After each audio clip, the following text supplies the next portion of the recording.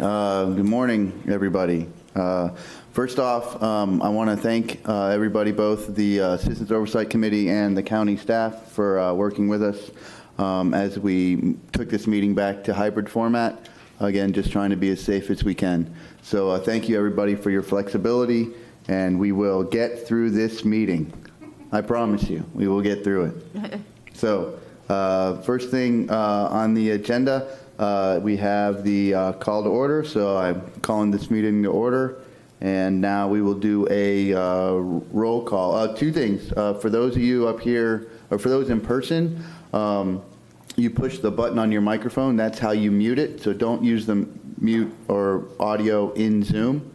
So push the button on your microphone to turn the mic on and off. And then those in Zoom land, please remember to raise your hand, and that way I can call you. I would prefer you raise your hand virtually because that moves the screen for me to be able to see. But if you raise your hand physically, I will keep my eye open and call on you that way as well. Without any further ado, we will go forward. And if Carol, you could do a roll call. Yes. Vinnie Toronto? Here. David Scherer? John Windsor? Here. Terry Casto has asked to be excused. David Lane is not feeling well and has asked to be excused. Laura Lee Thompson? Here. Stephanie Ely? Here. Kimberly Newton is attending via Here. Zoom. Thank you. Courtney Barker? Here. Todd Swingle? Here. Susan Hodgers has asked to be excused. Dennis Basil? Lorraine Koss has asked to be excused. Charlie Venuto? Here. And we have a quorum. Okay. Thank you, Carol. The first thing is if we could go ahead and have a look for a motion to allow those virtually to be able to vote. I so move. Okay. Second. Okay, so we have a motion and a second. Any discussion on that? Any public comment? All right, we'll go ahead and vote. All those in favor? Aye. Aye. Any opposed? All right, we're all legit. Too legit to quit. All right, here we go. So I'll look for a motion for approval of the agenda. So moved. Second. Okay, we have a first and a second. Any discussion? Okay, we'll go ahead and do a vote on that. All those in favor? Aye. Any opposed? Okay, that passes. And the last one is the approval of the minutes. A motion for that? Motion to approve the minutes. Second. Okay, any discussion on the minutes? Oh, Kimberly has a question. Mr. Chair. Yes, Kimberly. Yes, I just heard Stephanie is in attendance, correct? She is. Okay, great. Thank you. You're welcome. All right. We'll take a vote. All those in favor of approving the minutes, say aye. Aye. Any opposed? Aye. All right. There we go. Now we're into the meat and potatoes. So we will do the progress and fiscal reports. Virginia? Good morning. I'm going to be very brief because this is our quarterly performance reporting, which you'll get more details on all of these from staff in a minute. So work completed this month that's not on the performance table. It's just an update on news. We're a good $2.5 million ahead of where we budgeted. And next month is the quarterly. So those quarterly plus-ups have been very favorable lately, and I would guess that we'll be close to $3 million ahead next month, unless the economy changes a lot. And we did hold our annual intergovernmental coordination meeting. We had excellent attendance in person and a handful via last-minute hybrid preparations as COVID came back to our community. And so that was a good discussion with all of our partnering stakeholders. We've removed 3 more derelict vessels this month. We submitted 5 different grants to the TDC Beaches Plus Lagoon program. Those were all ranked well and recommended for funding by the beach subcommittee and then the full TDC. They go to the county commission on Tuesday, so we're hopeful that those will be approved. We are working on state resiliency applications to the extent that our projects also improve resiliency in the future. Those are due September 1st. We're also working on legislative appropriation requests right now. So we're very busy on grant applications and processing. Because of all the work that we've done and the research and everything we have underway, there are 2 statewide rulemaking efforts that have technical advisory committees that I've been asked to serve on. One we've talked about before, the statewide stormwater rule. We've been meeting since December. The last meeting is scheduled to be in October, and then state staff will take over, taking the recommendations of those committees and working with the water management districts to come up with a draft rule. There'll be a whole series of public meetings following that towards the end of the calendar year. Starting next week, there is also a technical advisory committee on septic tank regulation. And so we will see how that works. That committee has a much tighter time frame and is supposed to provide recommendations by December. So we'll find out next week how many times we're going to be meeting between now and December.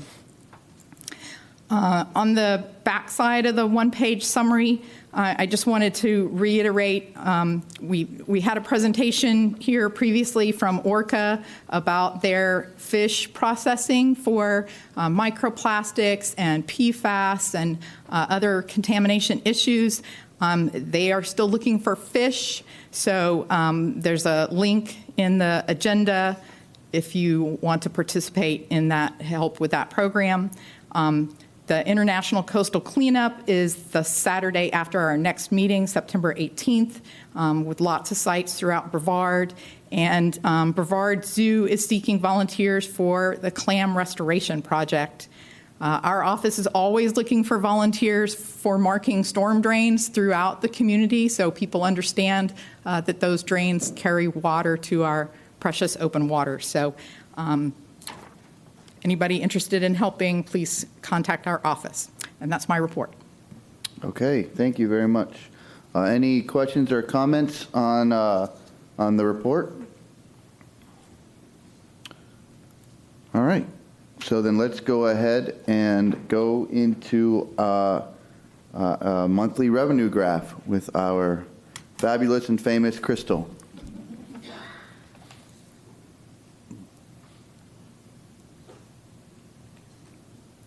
While she pulls that up, I see you have a hand up in the attendee list. Julie Mitchell is one of our speakers. So Logan, if you can move Julie from the attendee list to the panelist list. It's not urgent, but thank you, we'll Virginia. need her in the right list.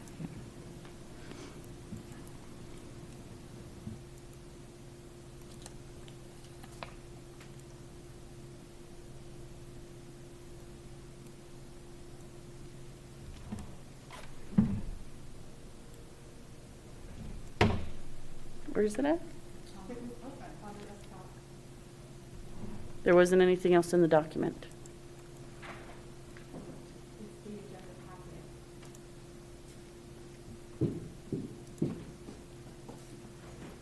That's all that's here.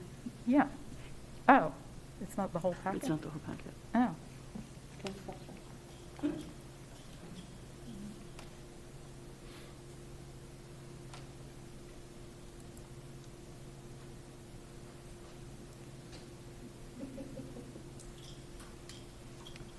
Sorry about that. It's okay. Slide. This time. Sorry for the delay. No worries, no worries.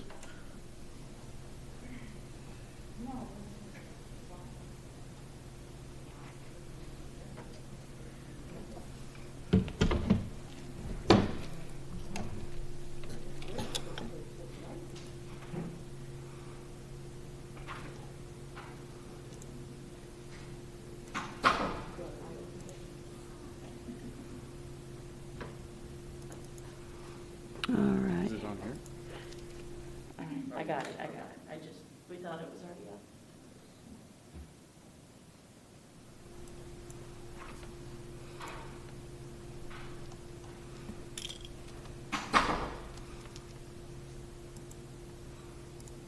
All right.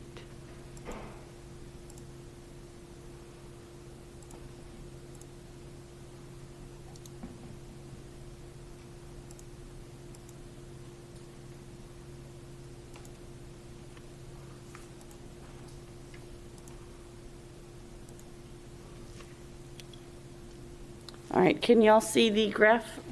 All right, good. Okay, so as of right now, and good morning, we have reached cumulative 206 million in revenues. Our revenue for that we had just received is at 3.9 million, and for this year it's at 33.7 million. So we are definitely above our projected, as Virginia had already shared. And now I'm going to pull up our summary.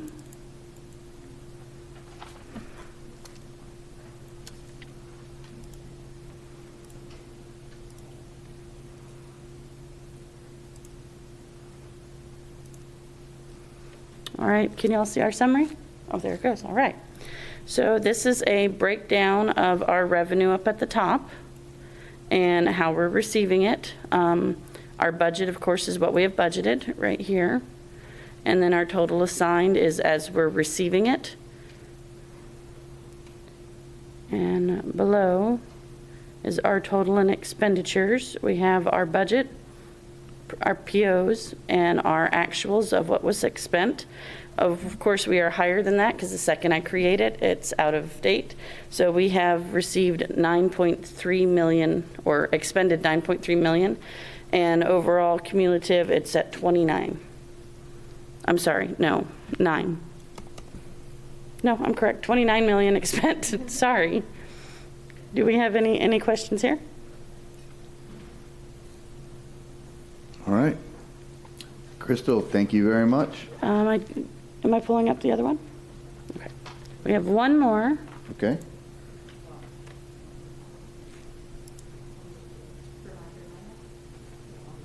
Okay. All right.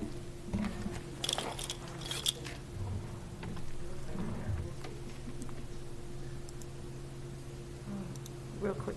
Go ahead, Courtney. Yes, please. I just wanted to clarify, because, we were talking about grants, Virginia, and so you're actually including the grants in the fund for the Sorrel as matches. So I think that's great, because if you look at the amount of money that you're bringing in with grants, that's pretty significant. So I think it's important for the public to realize how much money the county is working towards getting grants to supplement the Sorrel Fund, and that's being added directly into the Sorrel Fund account. So I think that's an important aspect for the community to understand. So thank you. Thank you. Thank you, Crystal. All right, so the next item is our project and or the performance table update. And I think, Terry, you're going to do that? Thank you.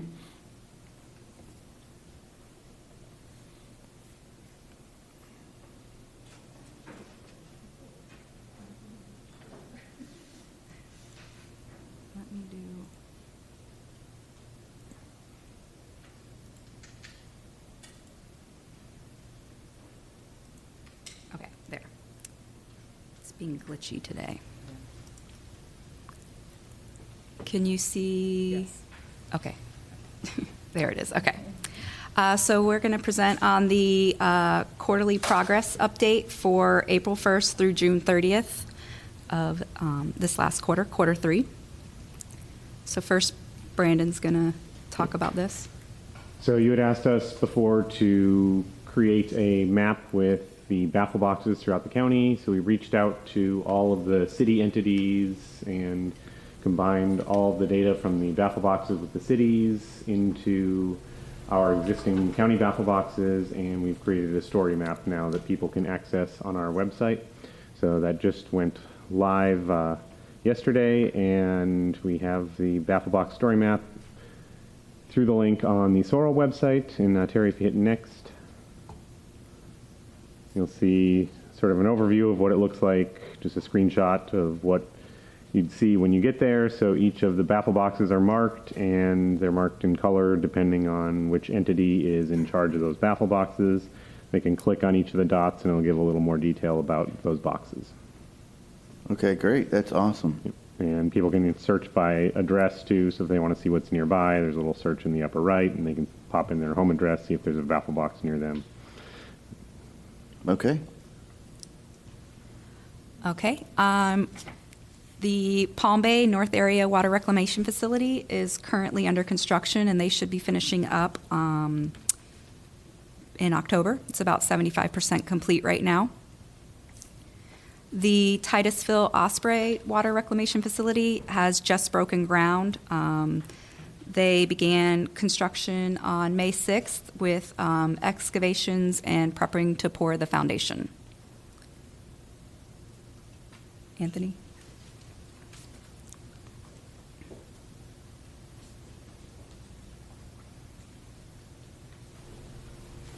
All right, we're still making progress on the big septic projects. The big one, the South Central Sea, we've secured additional funding with the assistance of the board using ARPA funds. So we have started the contracting process with the contractor. We should be moving, breaking ground within a month or two, in a sense. And micro sewer line, we've also made a bunch of progress. We have completed design. We should be going to bid within about 30 days, or the bid should hit the street. We're preparing those documents right now. And then following MECO, the South Beaches Zone O will be going to bid as soon as that gets on the street. So we have so far. We've also made progress on the septic upgrades and quick connects this month. So we've got a few more upgrades in the North IRL and a few more connections in the North IRL as well. All right, great. The Sylvan Estates septic removal program is complete. They have abandoned about 120 septic systems, and all 59 properties are now connected. Courtney, yeah, go ahead. Sorry. So for stormwater for county, we have Basin 26 and 62. They had their kickoff meeting with the contractor in the county last week. So construction's underway, and the estimated TN is 605 and 1,188 for both of those. All right, thank you. The Cocoa Beach Convair Cove Low Impact Development Project is underway. This project is removing impervious cover along Dempsey Drive and Blakey Boulevard, and they're installing rain tanks, and the rainwater will then flow through a BAM material and then into a native bioretention area. The Indian Harbor Beach Big Muddy Baffle Box is now complete. The City of Melbourne Thrush Drive Baffle Box is also complete, and this is just south of Parkway Drive in Melbourne, and was placed in a ditch along that road. Sherwood Park is also complete, and we are trying to schedule a tour of that as soon as probably in October sometime for everybody to go out and see. The Satellite Beach Jackson Court Stormwater Treatment Facility project is currently under construction and about 75% complete. We have a video on this, but just briefly, it's a treatment train where runoff will flow from a dry retention pond to a wet detention pond, and then through a nutrient removal filter before it's being discharged into the river. The Titusville High School Baffle Box is currently under construction. It's about 50% complete.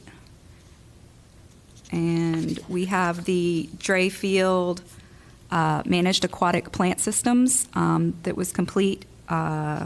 This is floating plants in the water column, and they're taking up the nutrients in the water in this 3-acre pond. And then those plants will be harvested on a routine basis. We also have the Marina BMAPS plant system. This was also up in Titusville. And you can see the birds are already enjoying that habitat. We have the Ray Bullard Water Reclamation Stormwater Management Area that has also started construction. And this project is converting that unused pond into a wet detention pond with BAM material to treat stormwater runoff. We also have a video on that we'll be seeing shortly. And then the Dray Field vegetation harvesting is also complete. We reported that it was underway last quarter, and it was officially completed in June. And there's more birds for you, Lauralee. Walker. All right, so the muck removal projects. The Grand Canal project, as of the end of July this year, we have removed 113,000 cubic yards. 100,000 was a big milestone for me just because it's a big number. So that's 480,000 cubic yards total. We're at 113, so we're plugging away at it. So the O'Galley Northeast, okay, sorry, hang on. So this slide is messed up. That should say Sykes Creek Phase 1, not O'Galley Northeast. So the pre-qualifications are under review. I don't know if you all recall, we went through this process with the low bidder a while ago. We didn't really get anywhere. They asked if they could be released as the low bidder. The second lowest bidder came in and said, yes, we'll honor our bid price. So we're going through the pre-qualification process again. Our first review shows that their submittals are very promising. We didn't have a lot of questions, so we have one RAI that we just sent to them. We are expecting responses back by, I believe it's September 3rd, either September 3rd or September 9th. So with any luck, within the next couple months, we'll have an executed construction contract and be able to give them a notice to proceed. O'Galley Northeast, we are still waiting on permit modifications from the Corps and from the state. The last correspondence that we had with each of those agencies, they had very minor questions and comments.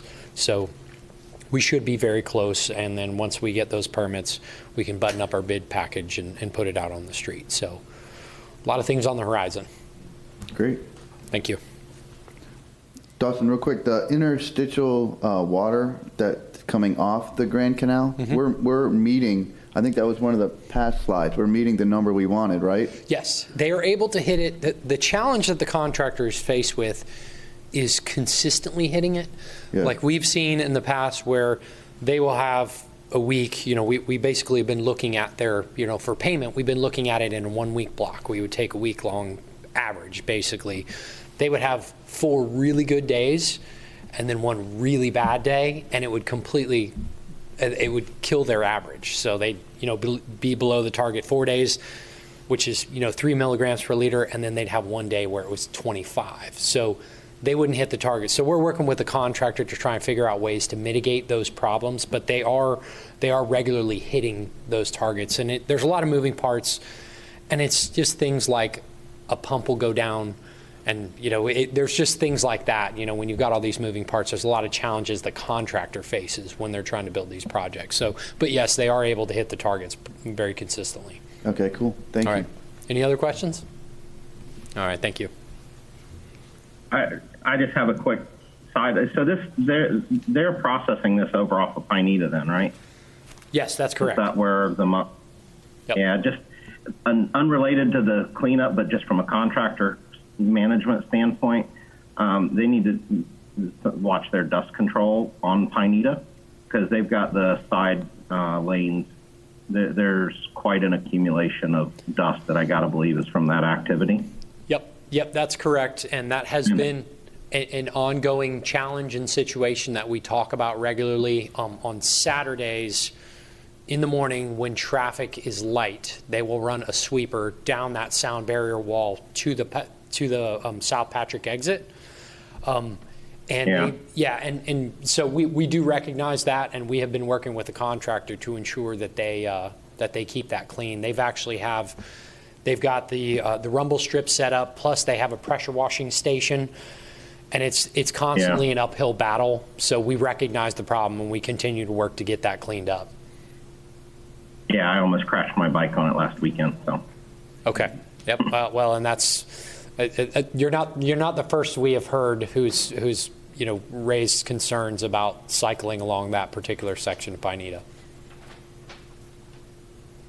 Thank you, Todd. Be safe. We'll try to keep you safe. Thank you, Dawson. Thank you.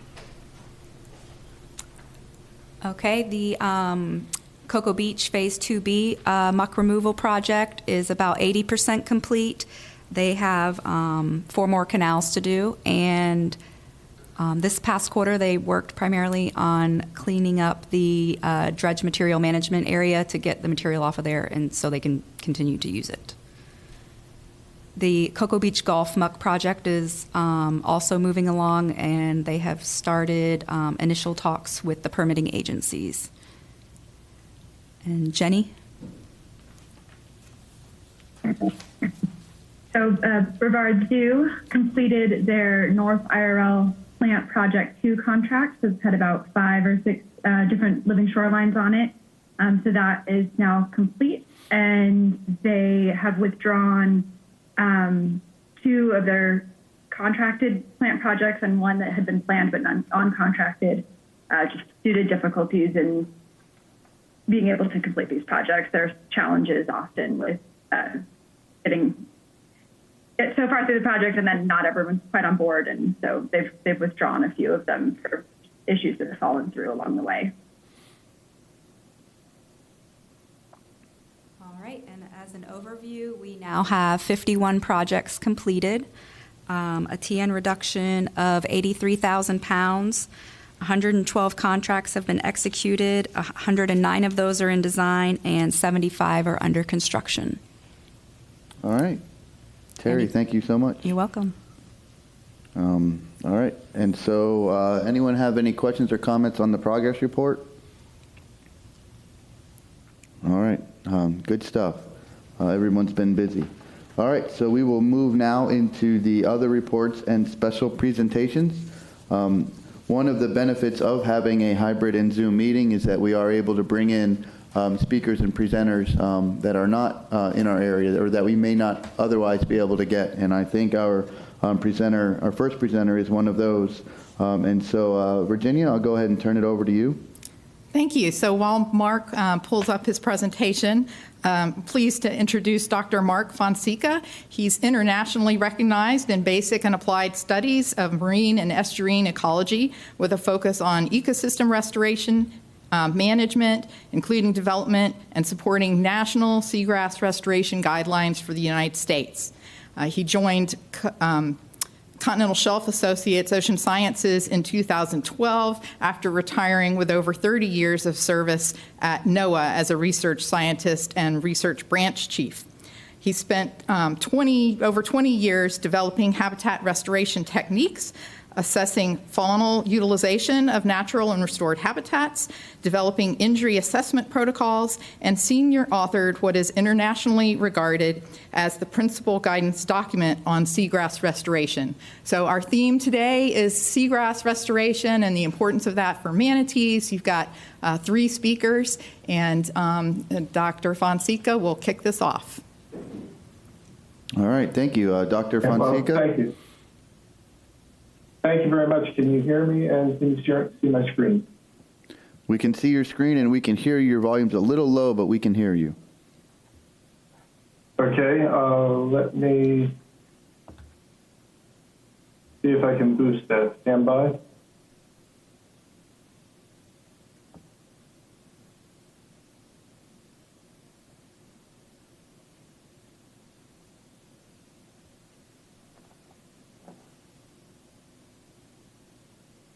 Not sure I can without losing you all, so I'll just proceed and speak a little louder. How's that? That sounds great. Thank you. Okay. So thank you for the invitation to speak with you today.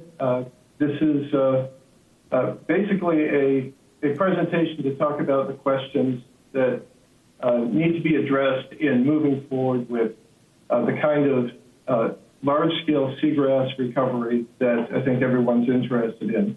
So this is about asking the right questions and getting ready for what we call shovel-ready projects. So my outline is to follow the goal of encouraging people to ask the right questions. So in 8 slides, I'll go over general principles and question asking, defining and managing expectations, which includes a short history lesson on methods, kind of describing the ecological framework of what's being attempted in this sort of large-scale restoration, which involves limiting factors and really the need to start an ecological chain reaction or feedback loop. Talk about that in the context of stable states and extreme events to give context to what these efforts actually entail. Talk about transplanting for acreage. I'm sorry, was there a question? No, sir. I think there was feedback. Go ahead. Okay. Transplanting for acreage and knowledge, and then I started seagrass restoration, transplanting work a long time ago, so I'll try to put 45 years of experience in a single page. So defining and managing expectations is key in these large-scale projects, and that is having realistic goals. So through seagrass restoration, your goal is to save the bay or your lagoon and restore water quality, improve fishing, stabilize the shorelines. You really have to understand why you're in the situation that you are now. So what are the limits to seagrass growth? Can transplanting actually achieve those goals? Can you afford it if it requires large-scale efforts? And do we know enough to act at the large scale? These are all sort of the framework questions that I recommend need to be addressed in order to make decisions about the kinds of projects to enact. So the history lesson about methods is brief. It's not methods. There's many methods that work for different species of seagrasses: plugs, sods, staples, seeds, depending on the species and the part of the world you're working in. That hasn't been a real limiting factor. There are many, many good methods, and many can be applied depending on the scenario at hand. But really, since the first paper came out in 1947 about seagrass conservation and transplanting, the issue has been selecting the right site in which to conduct the seagrass restoration or mitigation. Simple guidance that's held true is the water depths need to be about the same as the nearby bed. We should be looking for a site that's disturbed by humans. Sites should not be sites that are chronically and naturally disturbed unless you're going to engage in some kind of control of that disturbance. Shouldn't be in a race with nature. If something's naturally recolonizing, don't need to start transplanting that.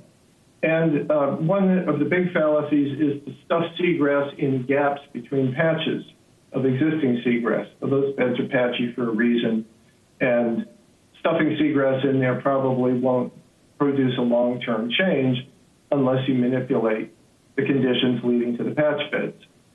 So it's not methods, it's really understanding the ecology and biology of seagrasses, of the plants you're working with, and the place you're putting them into. The most important question we keep coming back to over the decades, if seagrass is not there now, do you know why it isn't? If you don't, then you are in pretty much an experimental stage and have to step into that carefully before you invest in large-scale efforts that may miss the mark. So I'm going to lead you into a little bit of ecology to kind of give you some context of why this process of doing large-scale restoration is so challenging, because it has a good basis in long-established ecological principles. And that is talking about stable states. Is your system in a new, for example, unvegetated, stable state? If it is, the way people have thought about the stability of a system is using something called the ball and cup model. And if you can imagine a surface, a nice flat surface that has indentations in it, your state would be a ball sitting inside that cup. So on the left-hand side, we have a vegetated regime or state. The depth of that cup tells you how stable it is to remain vegetated.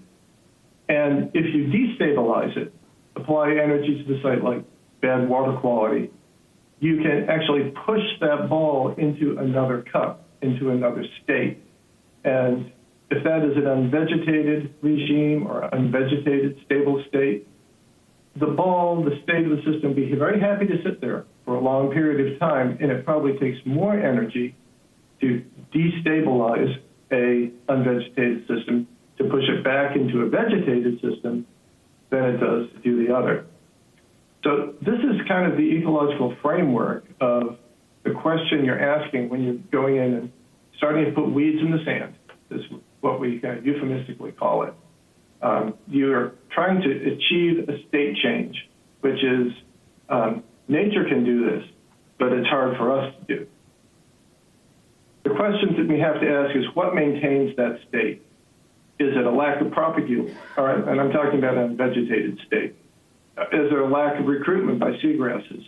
Are the propagules just not there, or are they being interrupted by grazing by fish or manatees, or biological disturbance, such as from stingrays? Is it a water quality change that's holding it there? Is it physical disturbance from waves or boat wakes? And perhaps most importantly, are there extreme events limiting it? Now, we could talk for a long time about extreme events, but basically, I think you've probably all seen this. A hurricane is a great example of an extreme event. Everything's going along well, then an event happens that is very brief, but very intense, of a certain duration, and it sort of resets the clock for the system, whether it wipes out all the vegetation on the landscape or wipes the seagrass beds off the sea floor, or if it's periods of intensely bad water quality that last long enough to exceed the physiology of the plants.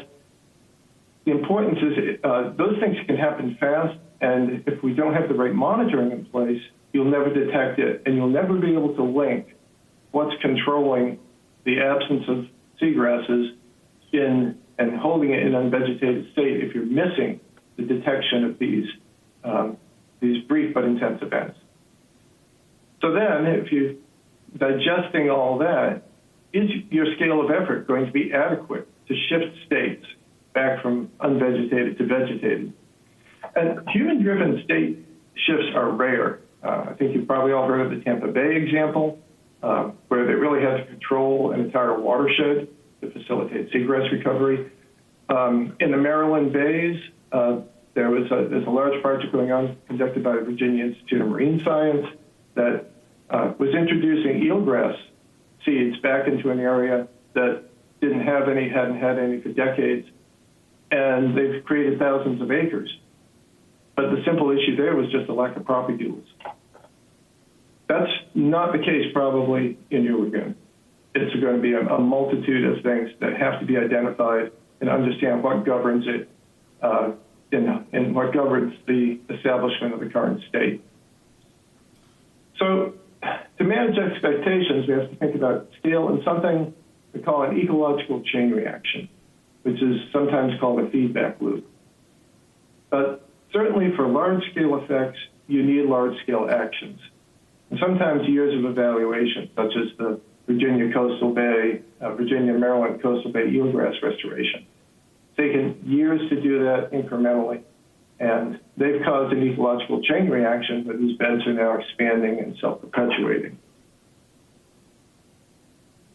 So how much seagrass is needed to cross the threshold of a state shift by creating an ecological chain reaction? An ecological chain reaction is essentially enough seagrass to filter the water column, to do the cleanup itself, if that's one of the big issues, to increase to provide sustained and increased light availability, to stay ahead of grazers, to survive extreme events, to persist, expand, and colonize new seafloor. So if you have a very large lagoon, putting in 10 by 10 meter plots obviously isn't going to create a chain reaction that flips the whole lagoon into a new state. So we have to ask questions that are kind of fit for need. Can you work on parts of the lagoon? Can you actually expect this to have the larger scale issues if you're not controlling the impacts? Those are the kinds of questions that need to be articulated. One tool that can be brought to bear, I won't go into that much, but there are modeling efforts that can be undertaken to define the level of effort, to establish an ecological chain reaction, a feedback loop, a stable grass bed system in either all or portions of your water body. Those tools are out there, and there are many people in Florida that can provide that kind of knowledge. So transplanting for acres of knowledge. Going into these initial transplanting, I strongly recommend don't have any guessing. The planting should be done to test concepts, limiting factors, learn from that, revise, scale it up, and test again. And an iterative process of knowledge building and scale expansion is probably your most bang for your buck. To do that, you need a statistically defensible design and good monitoring. The plantings that are done in the early stages, you can ask questions with those planting arrangements and test limiting factors. But also, to get at the extreme events, you really need very fine scale and continuous environmental data collection. One can't go out twice a year and monitor water quality or temperature or salinity or transmissivity of the water column and expect to link that to an event that may have only taken hours or days and knock seagrasses back to the Stone Age. So there are very cheap sensors that can be put out there, sprinkled around. That will be critical for helping you understand just what's driving your system. And that way you have a context for testing things like what's the right season for your species, the locations in the lagoon that are suitable, what are the limiting events, is there a certain patch size, what species should you use, is there property limitation, all those things that I've talked about. The pictures on the right are just a summary of a project I worked on in Portugal a few years ago where we had tremendous grazing pressure. Basically, all the fish had been fished out of the system except one herbivorous fish that loved to eat seagrass, mainly because it tasted bad, so nobody fished for it.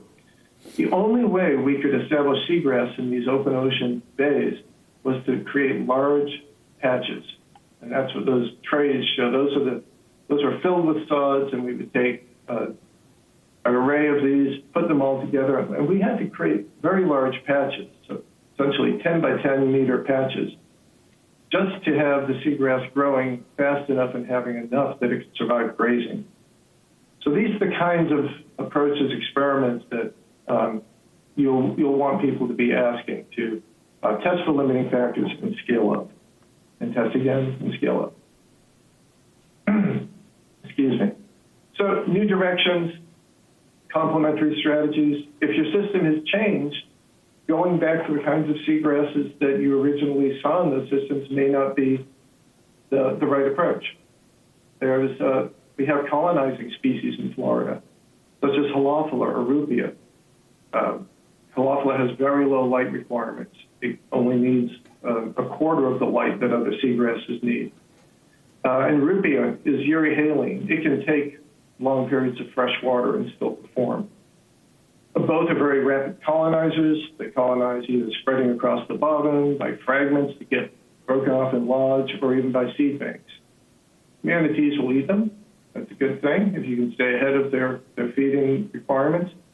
There is less experience in their restoration, but for very pioneering species like this, they're more forgiving than some of the other Florida seagrasses. And other strategies, depending on the limiting factors you identify, could be submerged aquatic vegetation plus filter feeders like clams or oysters. This has been done in many other parts of the country, and that can help create a local environmental chain reaction, a feedback loop by clearing the water quality locally if your patch size is big enough, and allowing the bed to do the work of cleaning and expanding. And other things, it was wave energy reduction. If waves are holding the beds in a patchy situation, there are a lot of boat wakes. Interrupting that wave energy may create opportunities for bed expansion. But again, identifying those limiting factors lets you then design an approach that is realistic and will build knowledge to help you expand. So, take-home message: 45 years distilled into a page. I always ask, what is the question to which this study is the answer? So I kind of turn it around. We can all come up with projects to put seagrass into the seafloor, but it should always be accompanied by a question. So what is the question to which what you're doing is the answer? It's not methods. You can certainly try different methods, but we have a pretty good envelope of methodological development that doesn't need a lot more work.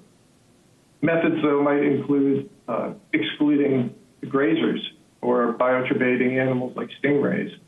But the actual methodology of moving seagrasses is mature. It's really about defining and managing expectations, which also helps define and manage how you fund things. So recognize the limits of what planting can do in an unmitigated water body. Is what you're doing enough to actually create an ecological chain reaction where the grasses are doing the work to help improve the system and sustain their presence? You're really looking at shifting an ecological stable state, though, and that needs your own extreme event, which is introducing, if you're going to introduce seagrasses, you'll have to ask what resources and what scale of action are needed to create the self-sustaining environment.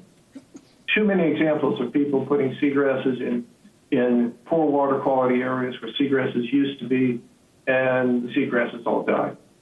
It's because the governing factors weren't controlled, and it's very hard to do. So transplanting projects should not just be photo ops. They need iterative hypothesis testing with a statistical design so you gain knowledge that can be reliably applied to the next step, and consider a range of other complementary strategies, whether it's filter feeders or wave energy manipulation or whatever else your local experts are able to identify and develop.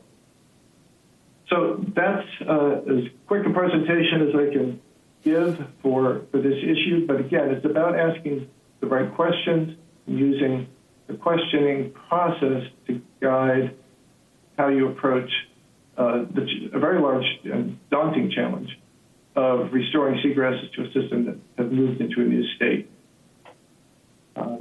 Thank you. And if there's any questions, I don't know if you want to talk now or you can certainly send them to me later.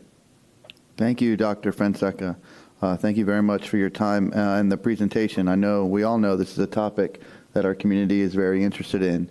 So are there any questions for Dr. Fonseca?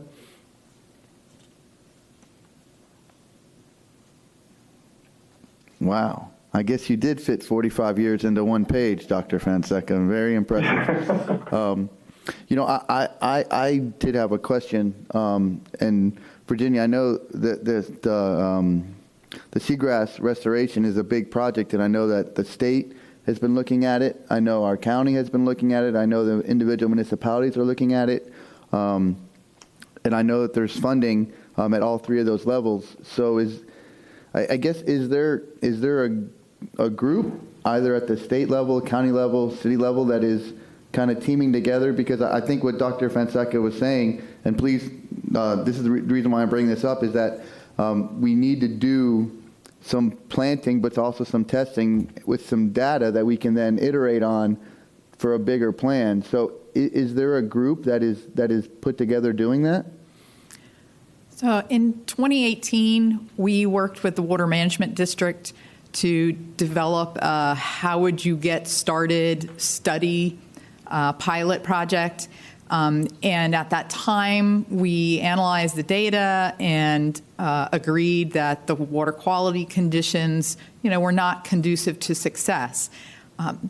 During 2020, the water clarity, especially during the spring, was gorgeous. And this spring and quite a ways into the summer, we've also had clear enough water that there are probably many areas in the lagoon where seagrass planting would have the potential to at least last and grow and expand and teach us some lessons during the duration of the growing season, even if during the fall senescence and bloom season it pegged out. So yes, there are a lot of different entities, especially with the ongoing manatee crisis, looking at what can be done. There have been a number of intergovernmental coordination meetings, many led by Fish and Wildlife Commission, and that's your next speaker, Julie Mitchell, has been running a lot of those discussions. And so there's a mix of trying to create some forage and do some immediate good, but also understanding this need for a very strategic scientific approach. There's $8 million that was appropriated to try to address some of the manatee issues, and approximately half of that is going to go towards reopening access to springs that used to provide forage to manatees, but they've been excluded from. The other half is going to go towards a mix of projects to try to restore habitat. And so everybody is very carefully trying to identify the best potential projects for those habitat restoration dollars. Also, the state has this new resiliency grant program, and so we've been working with a number of public and private partners and the Water Management District on identifying the best potential ways to start carving away at some of the things that have just been laid out here. I think the big gap that we could potentially fill is to use some of our Respond money to analyze the data that is available against the questions that Dr. Fonseca just posed, and identify, what are the critical things, what would our monitoring design need to look like, and what are some sort of critical size thresholds that we need to consider before we, launch bigger projects. Okay. Monitoring is always one of the hardest things for anybody to be able to fund, and we fortunately carved out 2% of our budget for performance measurements. And so, if the committee is in agreement, we will try to take the lead on how to do that. I know the city of Satellite Beach has got a project that they've already started at Sampson's Island and are also hoping to do future phases of. The zoo has got some projects. Ashley Rearden's going to talk to you about that today. So there are private resources that really want to plant seagrass, but they don't have the resources to set up the sampling, the scientific design, and perform the monitoring, collect the data so that we iteratively learn, test, learn, adapt, and move forward. Okay, great. Kimberly, go ahead. Hi, yes. I was just curious. I know Orca has some type of instrument, I don't recall the name, that does the water quality monitoring. Some of those sites might be able to be utilized because that data already exists pre-planting. So maybe since the instrument is already in there, I don't know the exact measurements or what the specifics are on everything Orca is gathering, but they might be potential sites that would have data already available to the water quality and the conditions seasonally prior, so that it wouldn't have to be that 6 months or seasonal year wait to start planning. And in regards to Satellite Beach, I'm sure Courtney can speak to this better than myself, but I know that Nick Sanzone has another phase ready to go. So possibly if they were to get some monitoring devices, instruments out there to be able to track what the plantings already are producing and then where we would go from there. Since those are 2 programs already underway. Okay, thank you, Kimberly.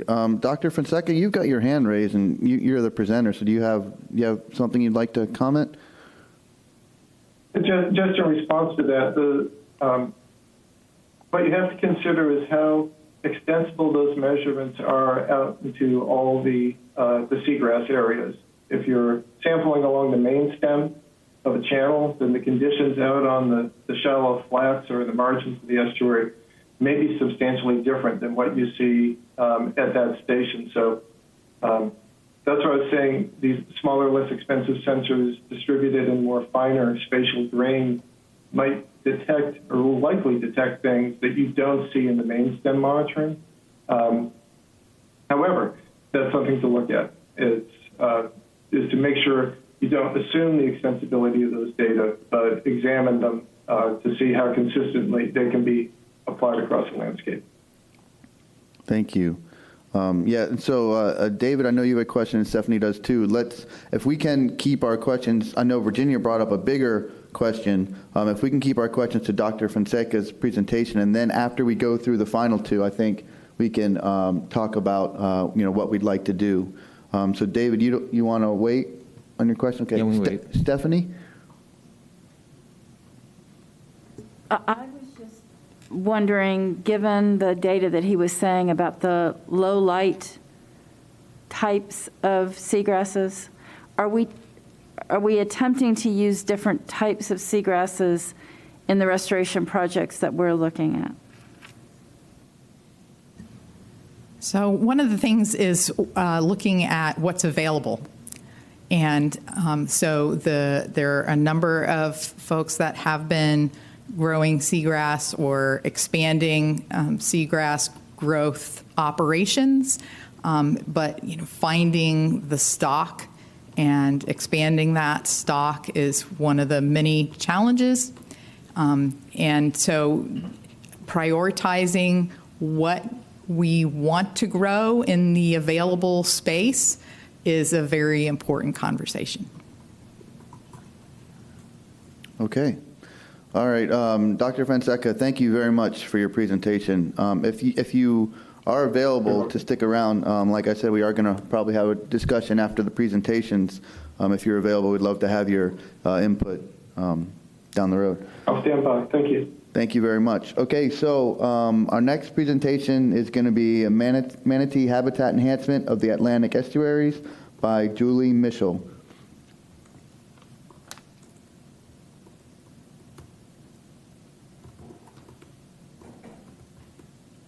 All right. Good morning, everybody. Good morning. Let me just get to my screen here.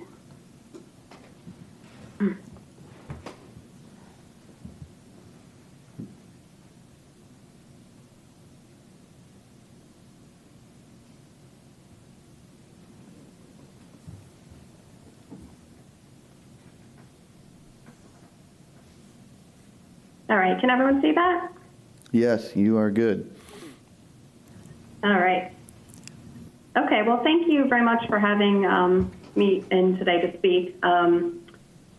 FWC obviously does a lot with manatees and seagrass. We have a bunch of different programs. I'm actually within the Habitat Species and Conservation Division. So we are all within, the manatee folks, the impaired species management section there, within this larger division. But what my focus is more on the restoration side of things. And so that's kind of what I'm going to be talking to you about today. But because, as Virginia pointed out, there has been, a higher level of manatee mortality this past year, we're kind of using that to kind of tie together the restoration and move forward in that regard. So, a lot of our programs are involved with rescuing live animals, of course, but just as important, it's recovering the manatees that have died, just so we can get a better understanding of the reason for their death. With that, we do a lot of population modeling, so aerial surveys, tagging, photo identification, and some genetic research too. And it's not just FWC, it's U.S. Fish and Wildlife Service, even U.S. Geological Survey that's involved in manatee research. So a lot of different partners are involved, as I'll kind of point out in a little bit. And then, as I said, my section is involved primarily in the restoration, and it's not just restoration of seagrass habitat, but also warm water sites. They do obviously go to the warm water areas during the winter, and so those are just as important in restoring as some of the known foraging areas. And those a lot of the restoration is again not just FWC, but it's also done by the DEP, water management districts, obviously the counties. Like you guys are amazing in what you do, and then even as Virginia pointed out, some of the municipalities like Satellite Beach are getting involved, and of course. We're not able to do all that without the research that's done by universities and our research arm, which is the FWRI, as you've probably heard. So, and then lastly, it's just the protection measures. So, we can build habitat, but we also certainly have to have the protection measures in there. So that comes in the form of the manatee protection plan. We, and actually myself too, review permit applications that are submitted just to make sure there's no impacts. And then we have obviously our law enforcement that's looking at regulating speed zones.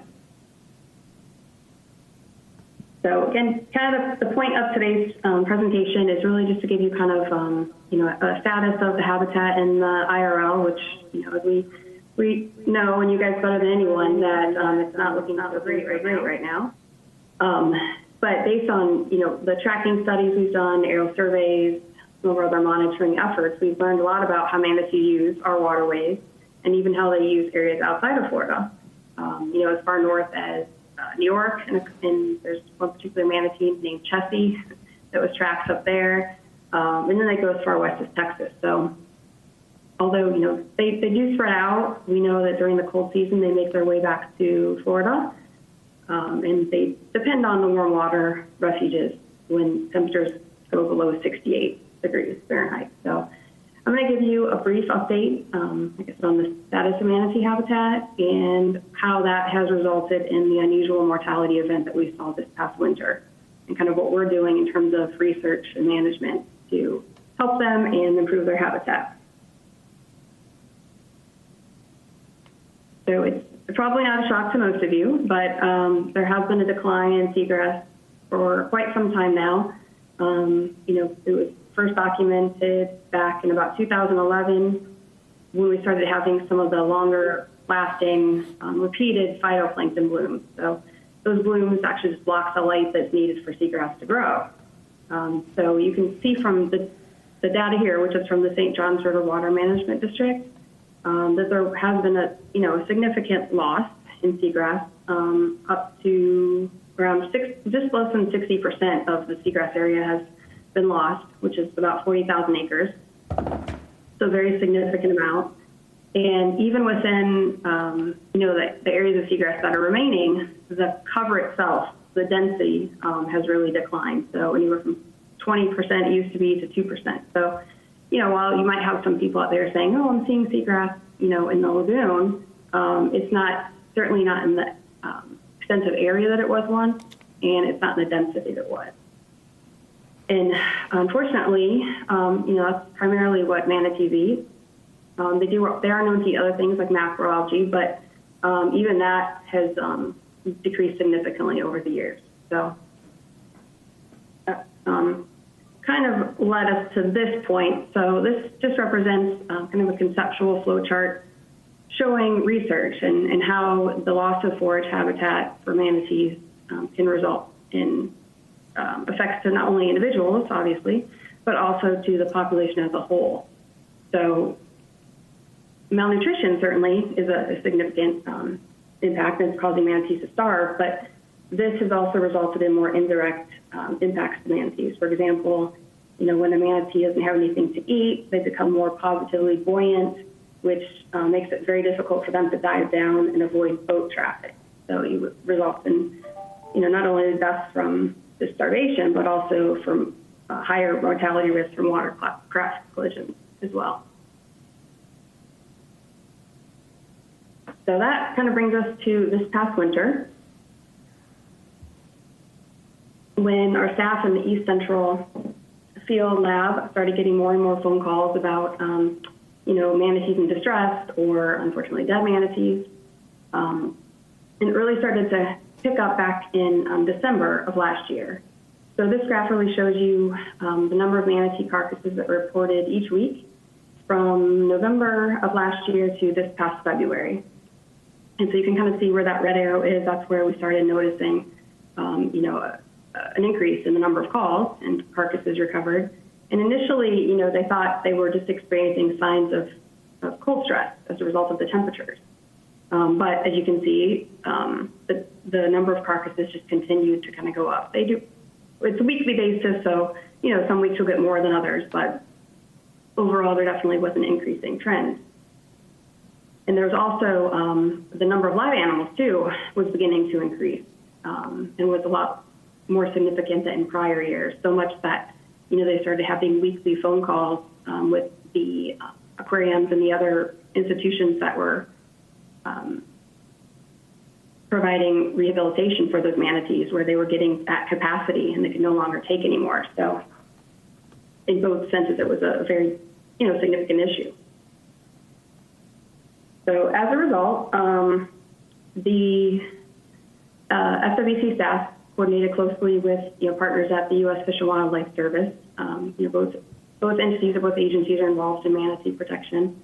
They started looking at the situation, evaluating the findings, and because the documented counts of carcasses exceeded the threshold for what is termed an unusual mortality event, or what internally we say UME, a request was submitted to the working group on marine mammal unusual mortality events, which is established by NOAA.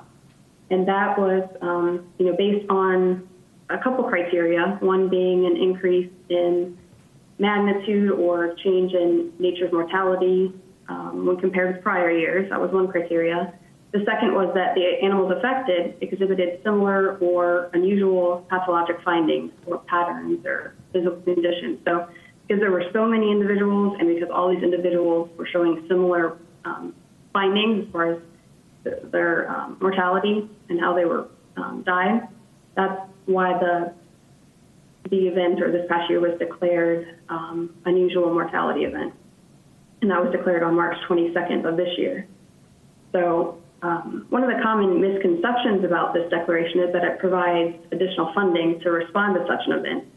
It really doesn't. Unfortunately, it really just kind of allows for improved coordination between state and federal wildlife agencies.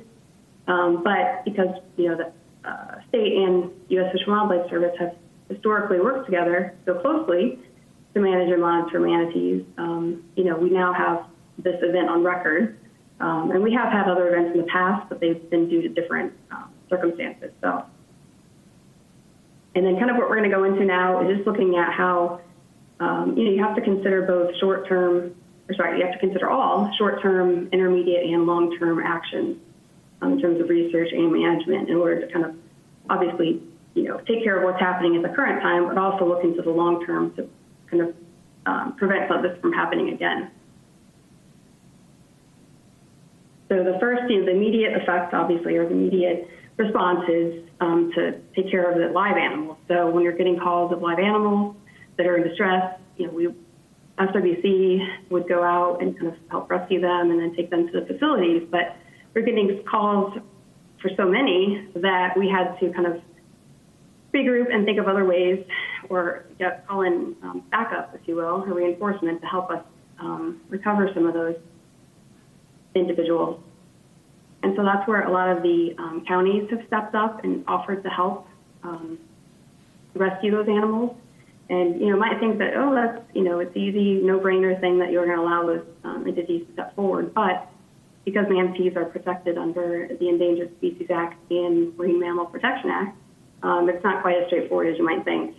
But, in looking into it a lot further, the Fish and Wildlife Service determined that the local governments meet one of the exemptions under the Marine Mammal Protection Act, and there's not any additional authorization needed. Because even for recovering carcasses, special authorization is needed because, again, the animals are recovered and their necropsies are done to determine their cause of death and such. So there's a lot of red tape, if you will, that goes into it. So fortunately, we do have a lot of local governments that are helping in the recovery process.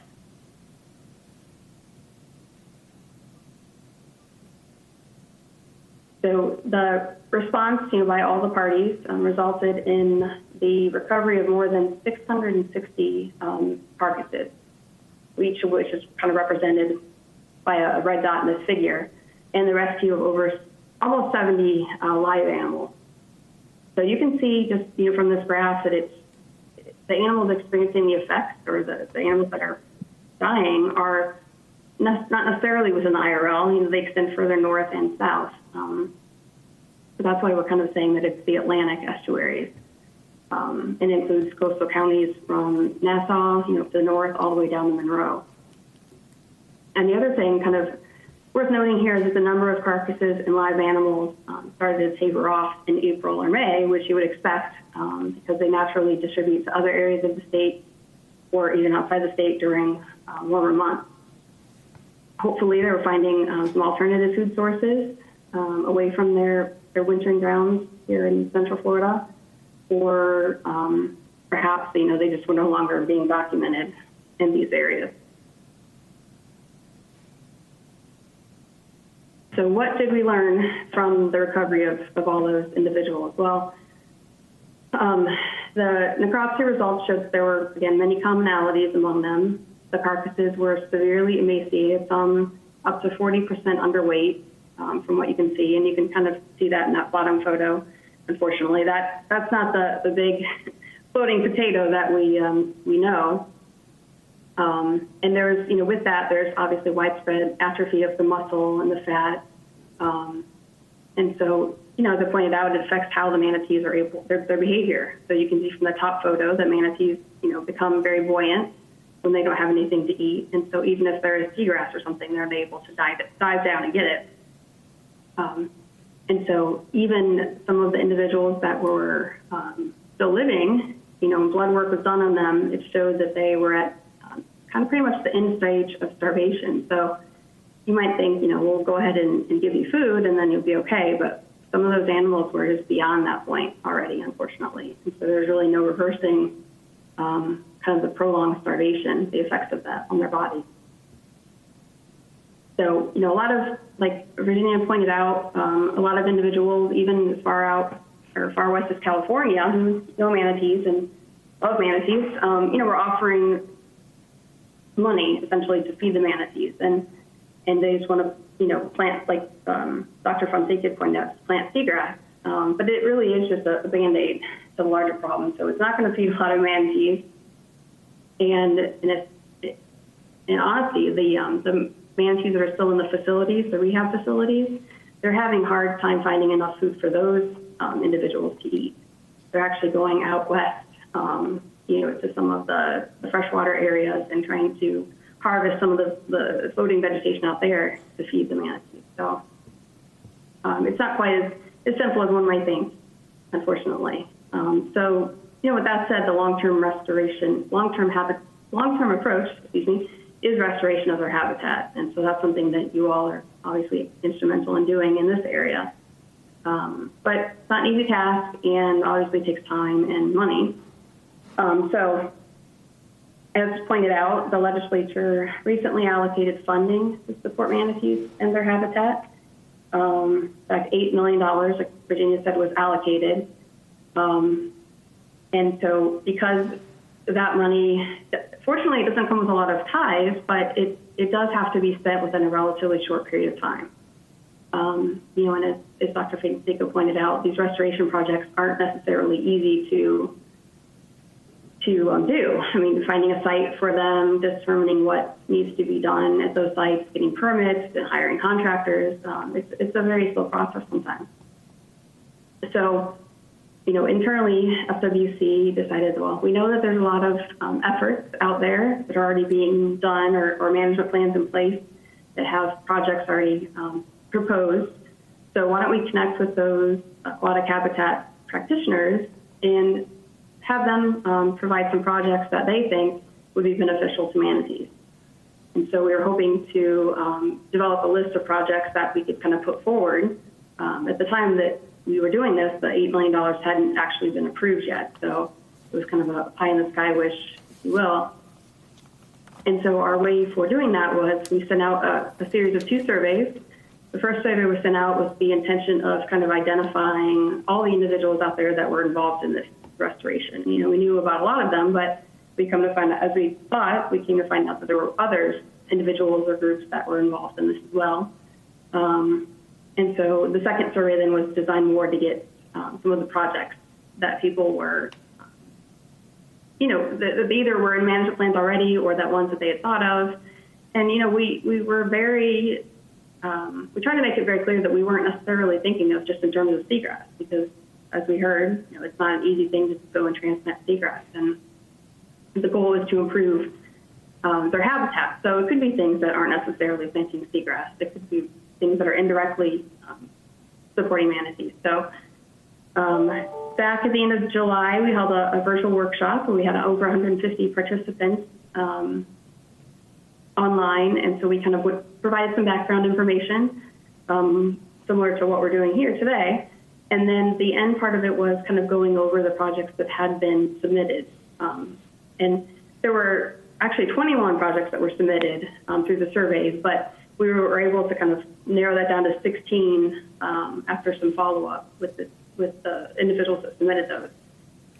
And so those 16 projects were discussed, primarily the limitations of those projects in permitting or, you know, feasibility or any of those things. And, you know, majority of those projects, 13, were on the East Coast, primarily in the IRL. There's a couple that were further north, like in Mosquito Lagoon.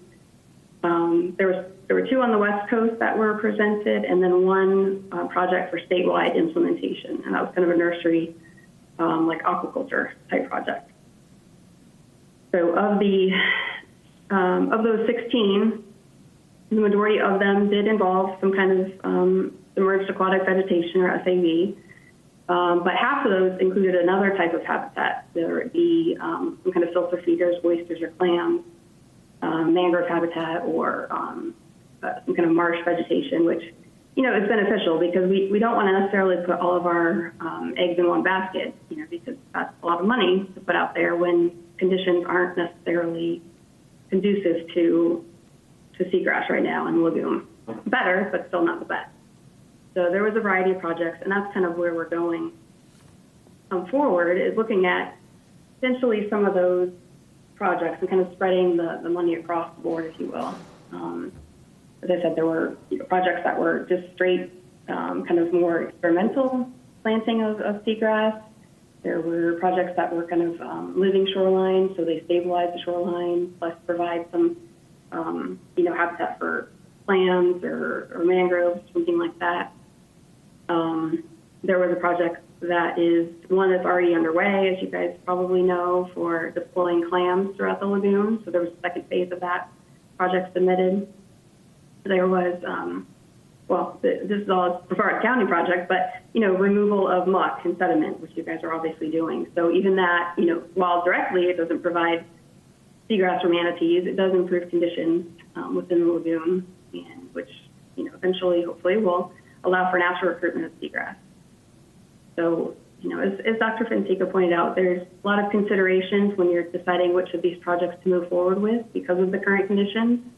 And also, as Virginia pointed out, there is a lack of seed source. So, you know, if there's no seagrass in the lagoon, then there's not going to be any natural recruitment because there's not a seed source. So a couple of the other projects that were submitted were specifically nursery projects. So looking at facilities that were already out there.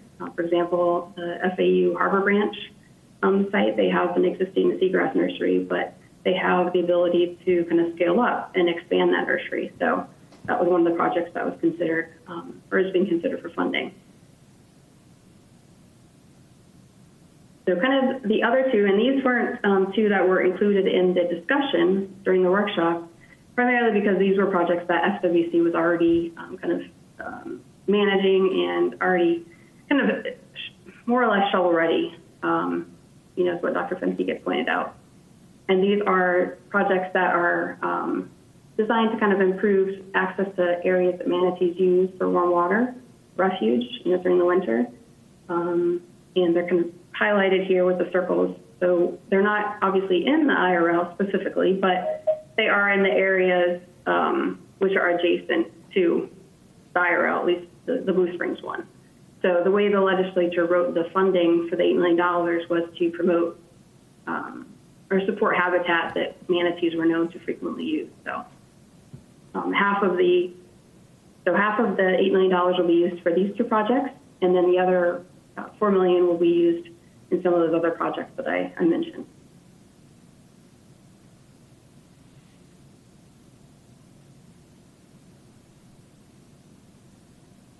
Okay, so the next steps for these projects that were discussed is we're putting together kind of a final list to pass up the chain of management. And those are, kind of recommendations based on what we heard during the workshop and some additional information that was requested. So that list is making its way up the chain, and we anticipate approval of that or, revisions to that, whichever case may be, by the end of the month. And as I said, there's, a time restriction. These funds have to be encumbered within 18 months. So that's, primary consideration in determining which projects to move forward with, which ones are, further along in the planning process or have permits or don't need permits or, things that would allow the project to move forward fairly quickly.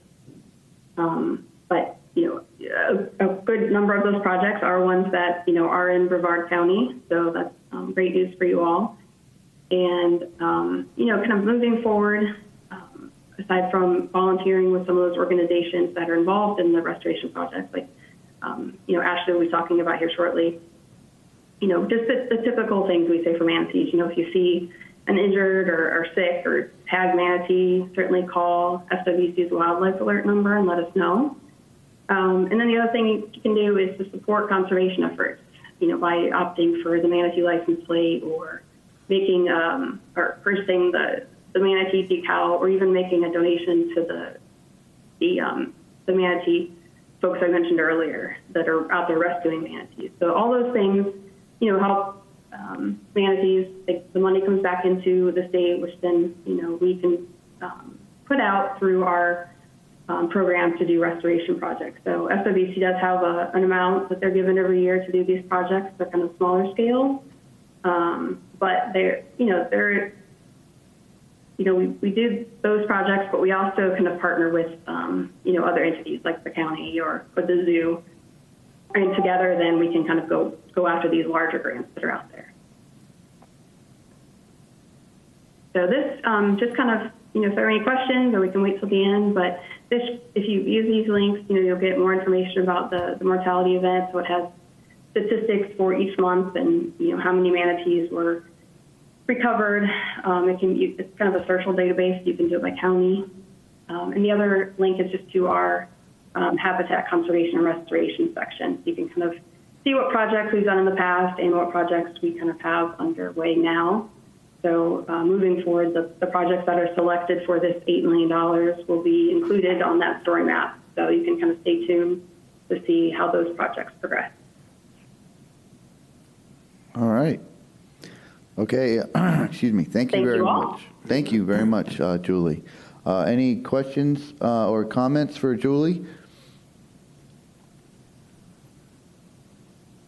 I don't have any specific comments, but I miss our meetings where we're all in person, because normally at this point, and also for Dr. Fonseca, we would have given him a hearty round of applause.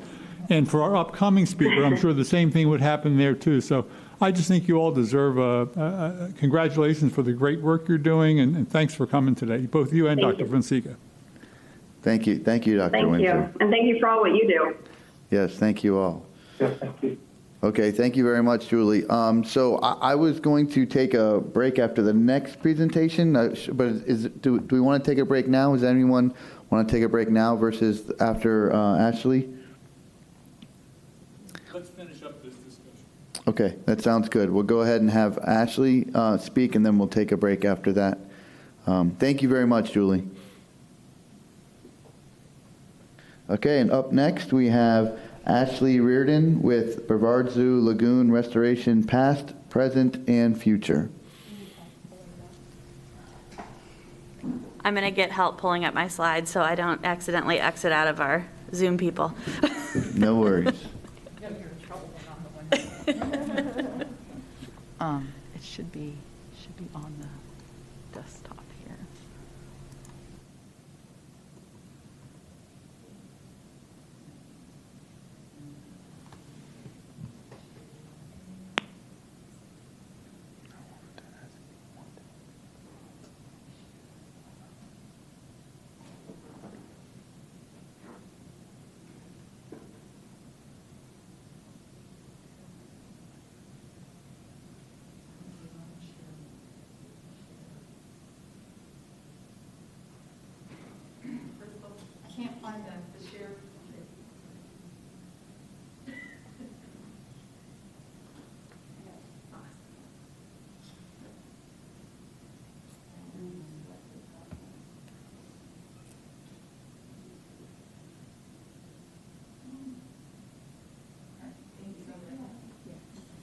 Thank you all for having me here today. Are you okay if I pull off my mask to talk? Yes, okay. ma'am.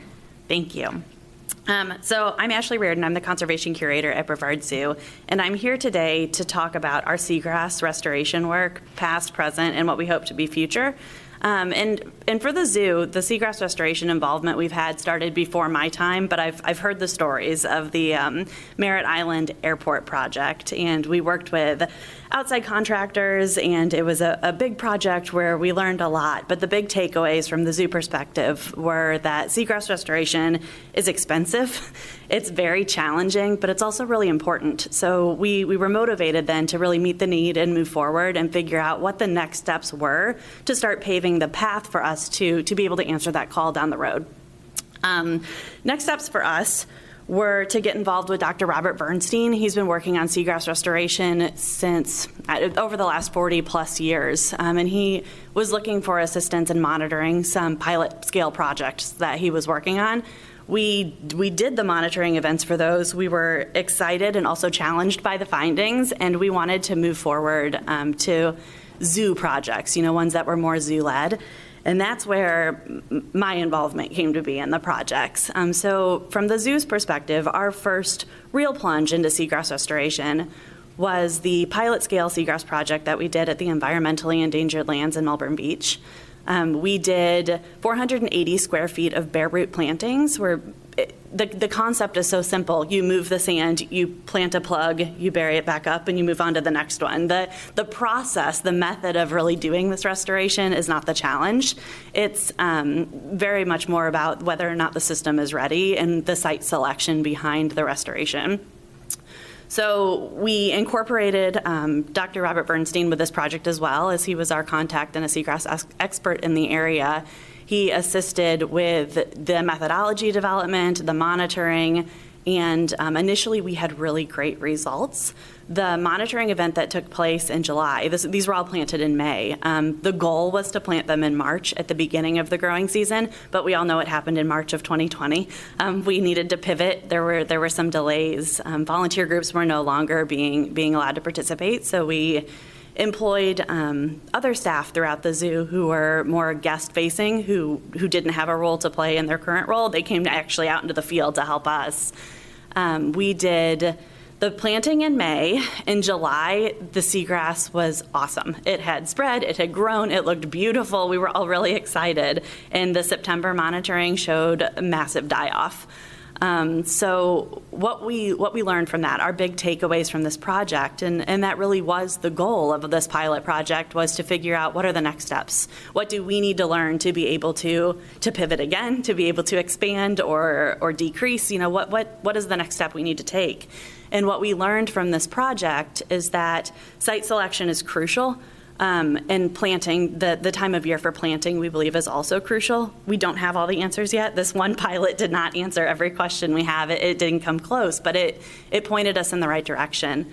So for us, our belief for this project is that if we had been able to plant sooner and potentially in shallower water, the algae blooms that happened at the end of summer in 2020 wouldn't have had such a devastating effect on the bed.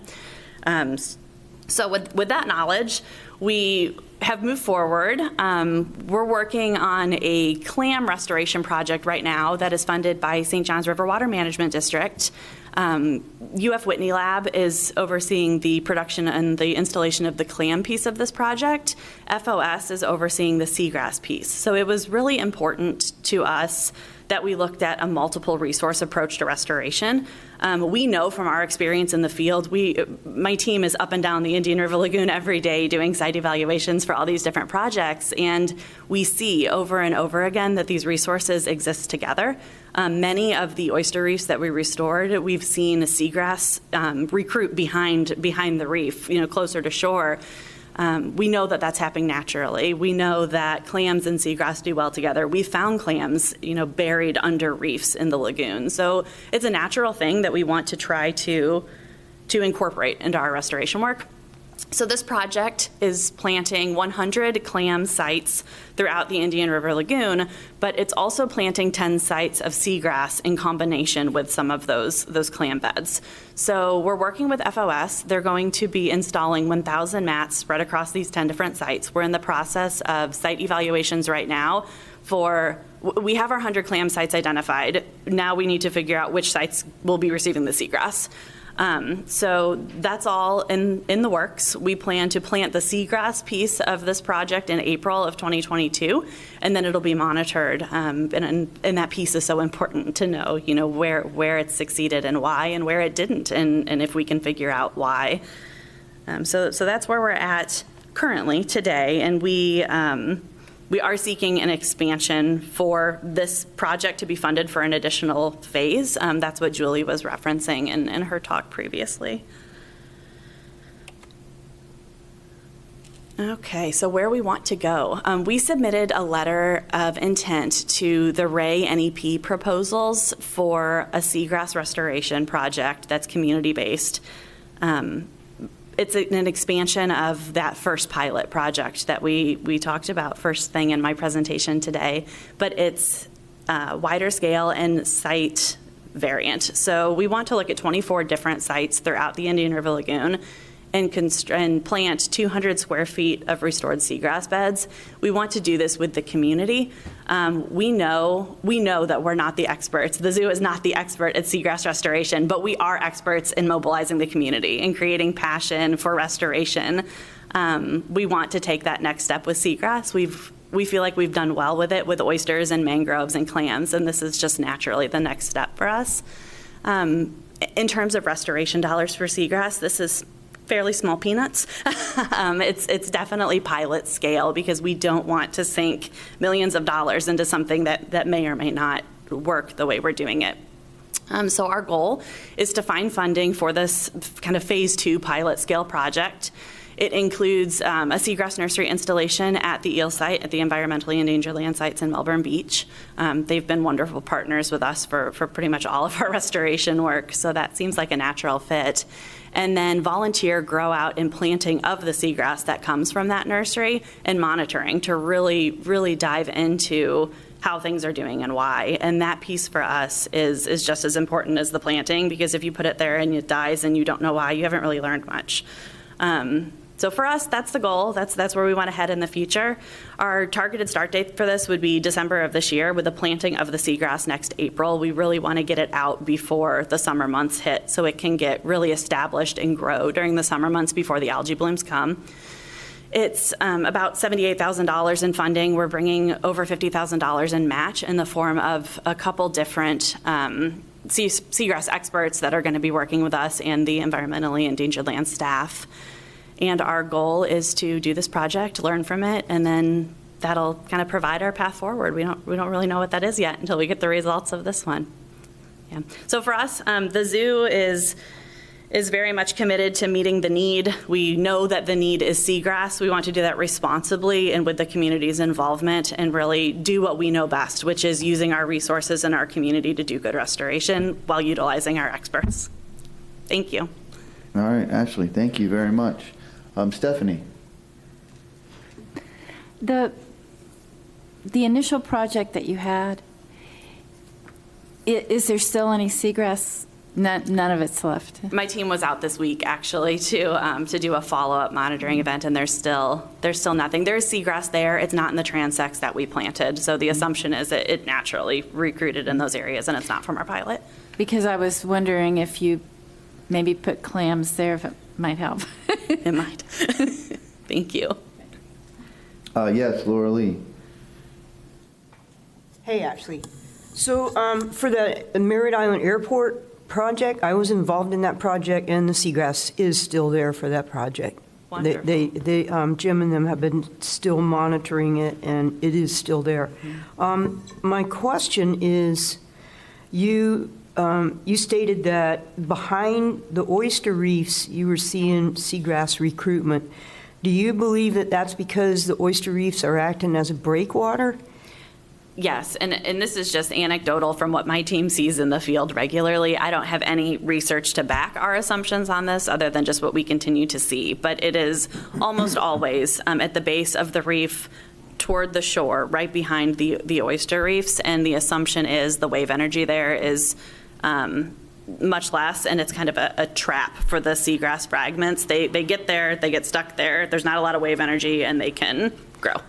No, I think you're also seeing some sand accretion on the beaches behind the oyster reefs also. Yes. So wave attenuation is really, really important. When you do these projects with the clams, then do you expect survival of the seagrass, or will there be breakwaters involved with the clams and seagrass combination? And the reason I'm asking too is because so much of the shoreline and the Indian River Lagoon is now hard armored with rock revetments, seawalls, concrete bulkheads, and seagrass cannot grow next to hard armoring. So do you think that you need to use breakwaters with the clams and seagrass, or?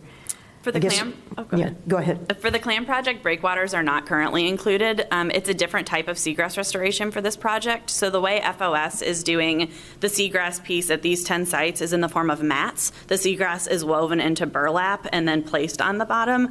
It's a more secured, kind of sturdier way to do the restoration, and we're doing the site evals to make sure that the pilot of this is not going to go in areas with high wave energy. Okay, thank you, Laura Lee. Any other questions for Ashley? Yes, it looks like David?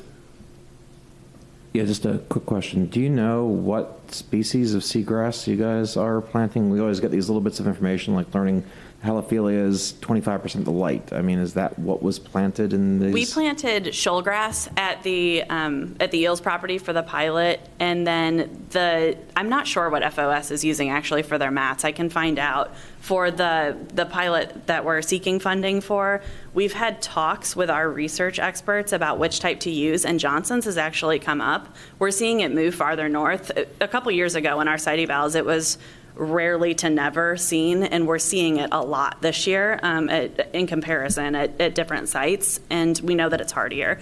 So the suggestion from them has been to explore, once funding is secured, explore the ability to get that species. It's all kind of supply and demand and what's available, but the goal would be to identify the hardiest species that doesn't need as much light because of the algae issues that we've experienced. It would be great to do some plots of each of these different species and see who actually thrives the best. Absolutely. Given conditions, given the light and the occlusion of the sediment and so on. All right, great, thanks. Thank you. All right. It looks like Julie has a question, and Jenny has a question. So, Julie. I was actually just going to add to that, to what Ashley said. So some of the projects that were submitted for consideration of the $8 million in funding, some of them, actually both things, some of them did include breakwaters because some of the university researchers are very similar to what Ashley said. They're noticing the natural recruitment of seagrass at the toes of the breakwaters. So that's being kind of observed, pretty well across the board. But then as far as the seagrass species, there's kind of a push right now to look at Rupia maritima, which is woodland grass, for transplanting because it's kind of more tolerant of a wide range of salinities, and it produces a lot of seeds, so it can actually spread pretty quickly.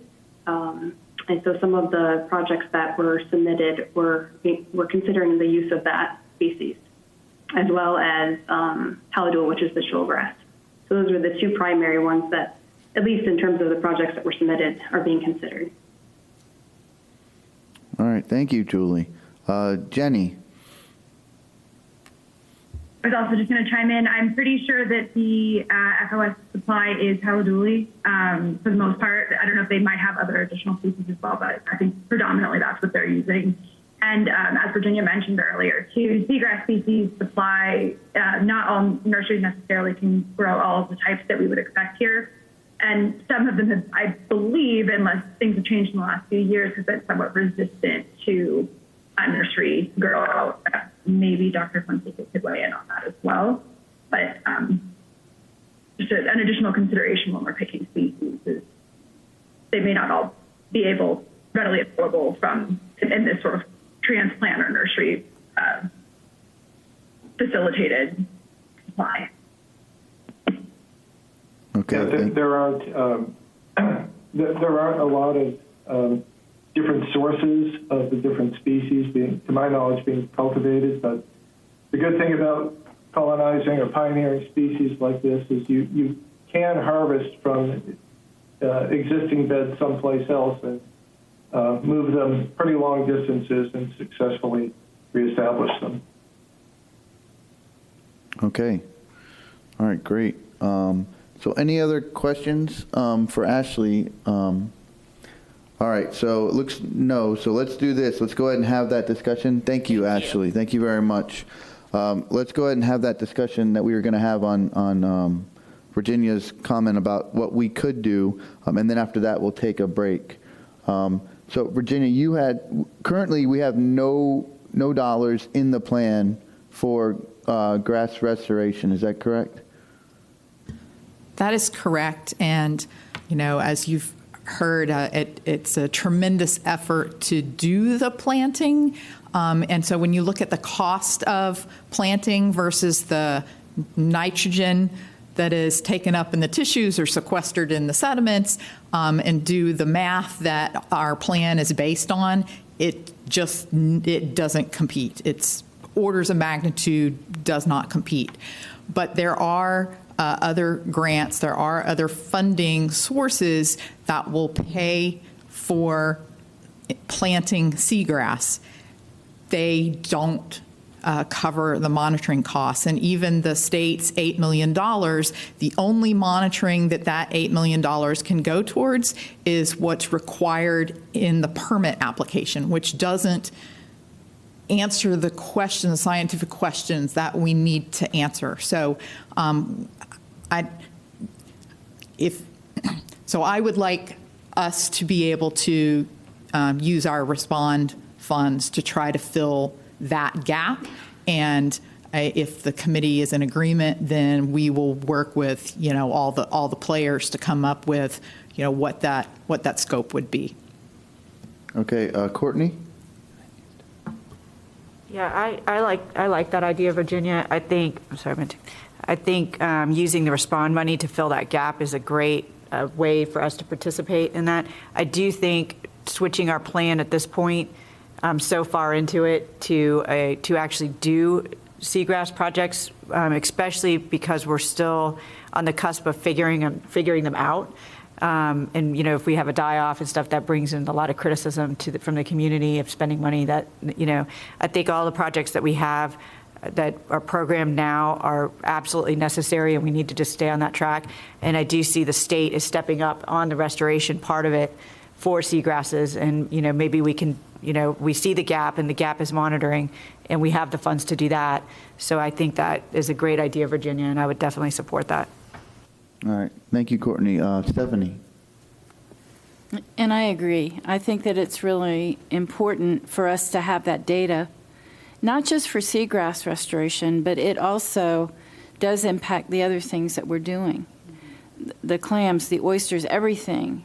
All of that, we need data in order to be able to find the best sites and to understand what the dynamics are that are allowing for success and failure. So I fully support that. All right, thank you. Two things. I don't know if many remember, we did talk about seagrass. We had somebody come in and talk about, I believe it was the Sebastian Inlet counselor, somebody down there that came in and talked about the grass that they had planted, that one hurricane came in and took it all out. So we have talked about this before. So, it is a system, as Stephanie said, and it's good that we're evaluating this part again. Virginia, I had a question. So when we're talking about monitoring, are we talking about monitoring the grass that is planted? Or, because Dr. Fonseca mentioned putting cheap monitoring out there to find the areas where the water quality is better to then plant them. So the monitoring that you're referring to, is it pre-planting or post? It would be the scientific method, pre, post, within the project controls. Yes, we would obviously look at what data is already collected at continuous monitoring stations, the Orca Kilroy's, the St. John's continuous monitoring stations. Harbor Branch has some Lobos that are coming our way. So, all of that is available. There's also numerous sites throughout the lagoon where the Water Management District collects monthly grab samples.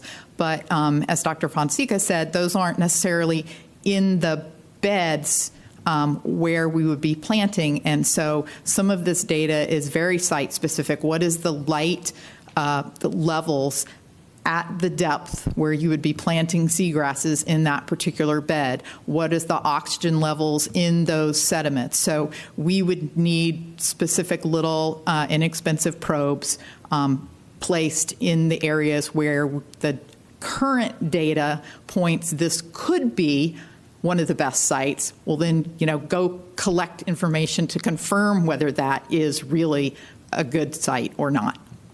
Okay, so the monitoring is all the above? Yes. Okay.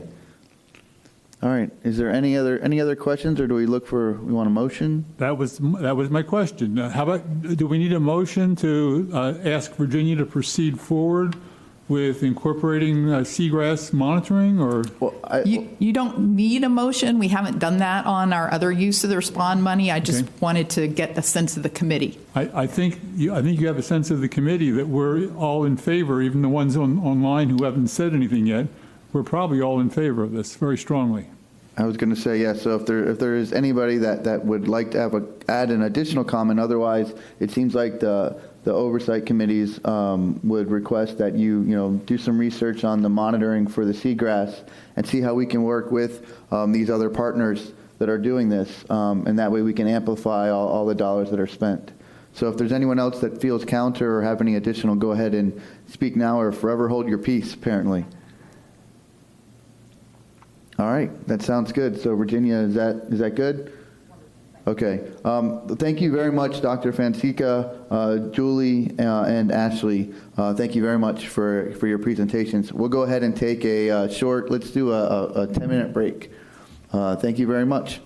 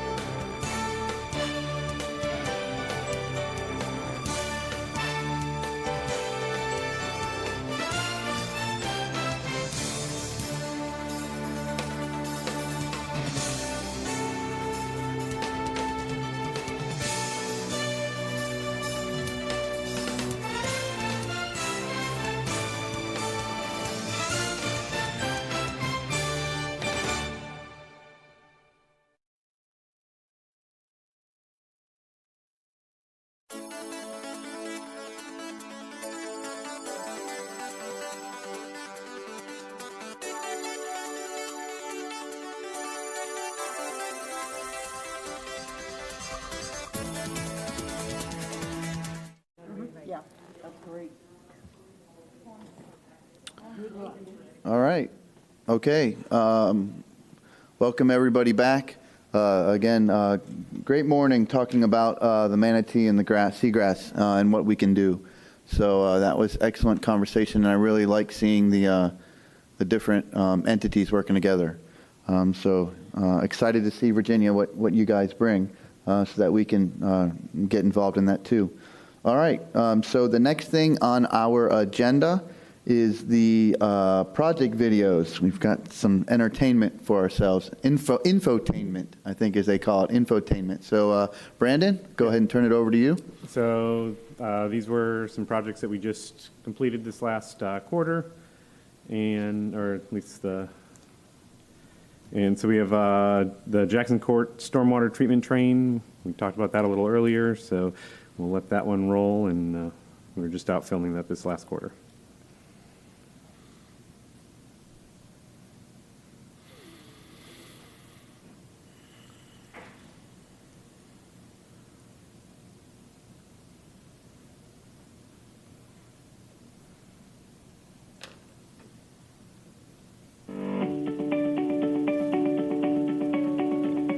This project is our Jackson Court treatment area for stormwater in the city. It treats about 12 acres of space that's mainly residential and some school property that's east of it. It's meant to remove total nitrogen and total phosphorus from any runoff that we collect. The project is located on Jackson Court in Satellite Beach, just down the street from Satellite High. So this project is what's known as a treatment train, where we have several different ways of treating stormwater all tied in together. And we did another project on Jackson Street that also is doing stormwater treatment of some of the water before it reaches this project. A stormwater treatment train is a treatment process that has multiple steps along the way. So essentially, as stormwater travels through a treatment train, it gets treated in a number of ways. So it removes nutrients not just at one point, but at multiple points along the project. So the north pond is going to be a wet retention pond, and what a wet retention pond is that it holds some water even without rain. So it'll fill up during rain events or during a big storm, and then as it drains out and percolates and is treated, it'll go ahead and reduce down to a certain level. During big events, it'll overflow into a stormwater structure so that it can go out into the lagoon without flooding the area. And on the south part of it, we're going to have a more shallow pond that treats the residential area to the south of the site, lined with BAM, which is bioabsorptive activated media, which hosts microorganisms to eat some of those nutrients that we see entering the lagoon from stormwater. The south pond is going to be a dry retention pond. At the end of an event, it'll percolate through and be treated and be just kind of a grassy green space. The south pond will have what's known as a berm or a land weir, where if it overflows, it'll be able to flow into the north pond, which has a much larger capacity for storing water. The site for this project is very near the Indian River Lagoon. We have a canal that is just on the other side of the outflow for the stormwater pipe. Treating water from the neighborhoods around here, and we'll keep that from flowing directly into the Indian River Lagoon. The other thing that's good about this project is that they'll be adding in some sidewalks around, so it'll be a multi-use area. Besides being able to treat stormwater, it'll be a small passive park for the residents to be able to use.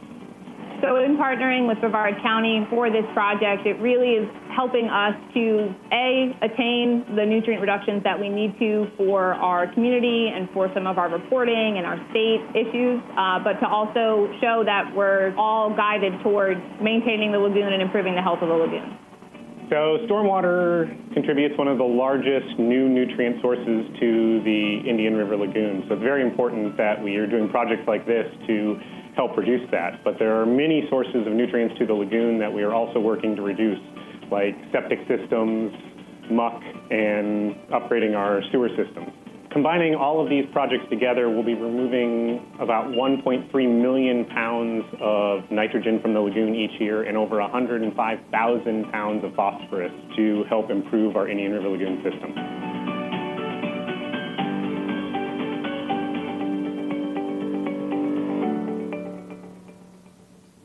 All right.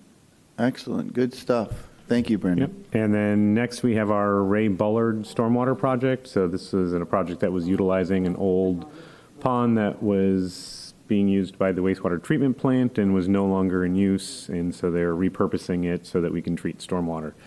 and that project is under construction right now.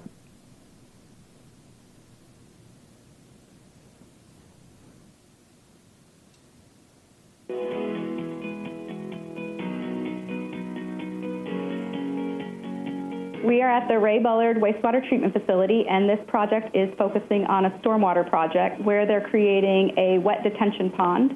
So this will help with water quality and quantity issues to assist with flooding and nutrient removal from pollutants that come in through rainwater. We're intercepting stormwater that's untreated, treating it in a future wet retention pond, and removing nitrogen and phosphorus and total dissolved solids to improve the water that's flowing into the Indian River Lagoon. The primary infrastructures in the city of West Melbourne basically collect and convey the water to an existing canals within the city. And historically, this water went through these canals and directly drained into the Indian River Lagoon. In this project, we are using Bold and Gold media, which is basically a combination of graded tires and clay and sand. The purpose of that is to create an environment to remove nutrients consist of nitrogen and phosphorus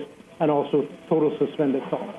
The other purpose of this project would be, in addition to water quality, reduce the influx of water which directly goes to these canals and eventually ends up in the lagoon. For some of the heavier storm events, 25-year, 100-year storm events, the project is designed not to exceed the ultimate stages to cause any upstream or downstream flooding.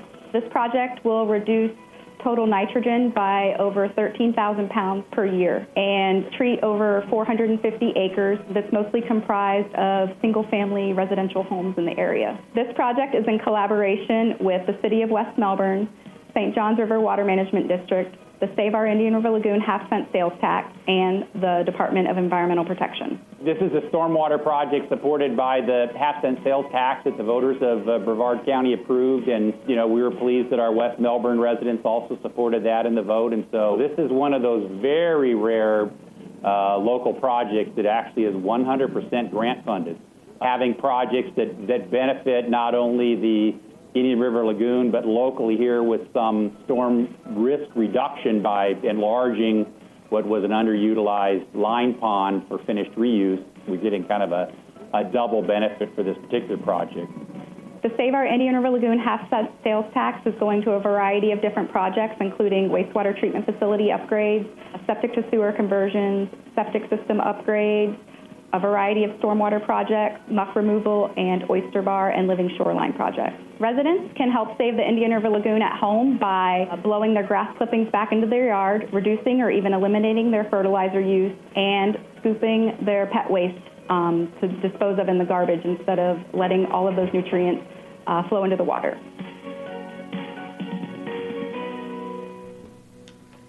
All right.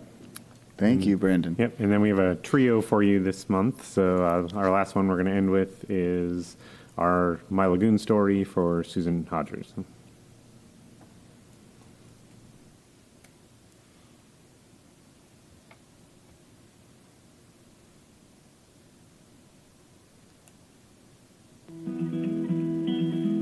I got here in 1980. We moved here from California, and I thought this was a perfect location. What I loved about here is we'd always sit on the water side here by the window and we'd see the dolphins and the manatees, and it was just a perfect place to be. Throughout the years, you've seen the fish kills, the manatees dying. I wanted to find out how the community can fix it and what other things can be done. The biggest challenge for the lagoon is it's so complex. There's no one solution to fixing it. Just like in medicine with cancer, there's no one solution to treat somebody who has cancer, whether it be chemotherapy or radiation. Same thing with lagoon. There's so many different factors that are affecting the health of the lagoon, and trying to understand through science, you have to do different experiments and say, okay, are the herbicides, are they affecting the lagoon? The muck, is it releasing the phosphorus and nitrogen? One of the main things is just educating the community on things that people are doing on a daily basis is ultimately affecting the lagoon. And where those byproducts are ending up. Who would have known that grass clippings, people are just doing their lawn, regular, everyday things. Everybody can contribute to making an impact in the lagoon, but it's going to take a team effort. I think a lot of people think that, it's going to be fixed in a year or 5 years. I mean, this is a long-haul plan. The biggest thing is money. Who's going to help pay for these projects? If they didn't have the sales tax to help these projects, then it's got to come out somewhere. I think people want to know and understand that things have been done. They are seeing results, and it's being impactful.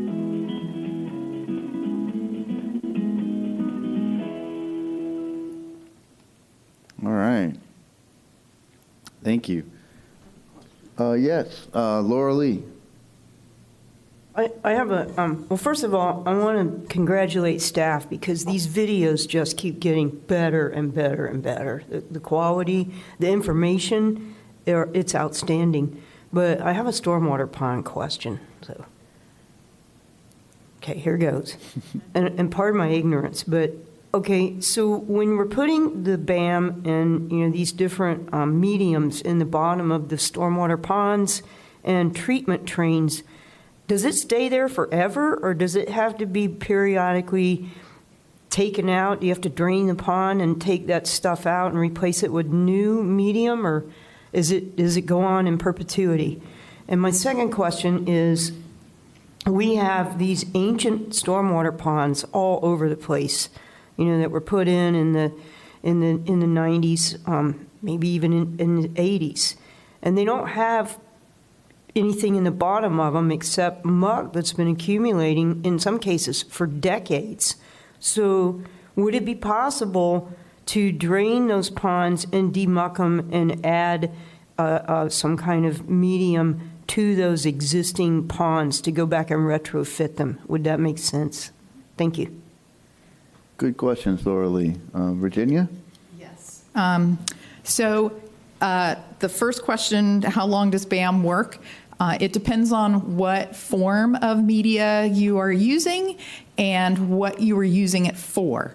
So for nitrogen removal, it's the microbes that are doing the work. So you just need to have the habitat for all those microbes to attach to, and then the biology should last for as long as the material is there and doesn't break down. And so most of the forms of BAM, certainly the ones that we're using, have a 50-year or more life expectancy for nitrogen removal.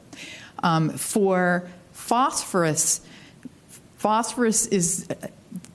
you can't release it to the atmosphere like nitrogen gas, and so you've got to actually absorb it to particles, and so we add iron filings or other other things that absorb phosphorus, and once it's absorbed as much as it can, right, then it's not going to bind up any more phosphorus in the future. So it really depends on, we try to look at what are the concentrations of phosphorus in the water coming to the facility, and then add enough phosphorus binding material to provide a good, 20 or 30 years of binding capacity. But that's something, a few decades from now we'll need to be monitoring. When is the time to replace the media, or is there some new way that makes it easier to reestablish phosphorus binding capacity? Mm-hmm. Your second question, old ponds full of muck, can we demuck them and then add BAM? Absolutely. So at least within the county, we are looking at assessing the amount of muck in our existing ponds, coming up with a schedule for removing muck as needed, and then retrofitting those existing sites, not just with BAM, but with any other sort of treatment train technologies that have come along since we installed a lot of ponds in the 1990s, and there are all sorts of additional technologies that are available to enhance the performance. And you're seeing that with many of these projects like adding the floating wetlands and planting the shorelines and adding baffle box filters and other sorts of filters. There's new technology that controls the rate of flow out of the pond so that you can reduce the nutrients better. So we're looking at all of those retrofit options that can take the space that we've already dedicated public dollars and space to stormwater treatment, and how can we make those areas perform as best as possible with today's technology. Thank you. Okay, Stephanie. With the Ray Bullard facility, are you going to plant anything along the shoreline there? Or it's just the BAM? There's no plans to do any shoreline projects there. It's on their private property too, right there. That whole area is. Okay, great. All right, well, great videos. I know we have talked and continue to talk about low impact development, and I think when municipalities and the counties work to get some green area that they have and turn that into some water, management and control, can help with that, can be a part of it. Yes, Courtney. For the videos, because I agree the videos are great, and we'd share them often on I figured out how to get them off your YouTube channel. Thank you for telling me how to do that. But I think that the other thing we're talking about is, especially on the city side with the Marine Resources Council, really pushing that with low impact development design or low impact design for stormwater systems, particularly in urban areas. The Cocoa Beach project, which is a great example of that, is there a way that we can focus a video on that? Because these videos not only teach inform our residents, but they also inform our elected officials. And LID is not something that we rarely see around here. And so I think that would be a great video to show how, we can retrofit some of these pretty urban areas to capture stormwater and treat it in areas we never thought we could before. So I don't know if you guys are focusing on that or not. We can definitely inquire about it. We often ask the entities to let us know when things are going to construction. Sometimes they're good about that. Other times we don't hear things. So we try to get in the videos whenever we can. I will call Cocoa Beach and make them call you. So we have the next two of those LID retrofit projects that's queued up for video, but as Brandon said, we got to be notified by the cities on ahead of time and get the video photographer out there on schedule. So sometimes the stars don't align quite right, but our intent is to do that. And certainly, even if we miss the construction phase, we could do a completion video and talk through the benefits. So that's a great suggestion. Thank you. Yeah, we have those task orders in place already for that one. And then along with suggestions, it doesn't always have to be Terry, although it can be. But I do like at the end of every video, I don't think it should be canned though. I don't think it should be the same thing every time because people won't want to watch it. But I think if we have at the end of every project video, we're doing these type of projects, and also here's what you can do to help. I think those two things at the end of everything we do done by different people will help, again, magnify the work that we're doing and the dollars that are being spent. So it doesn't have to be you all the time, Terry, unless you want to, but all right.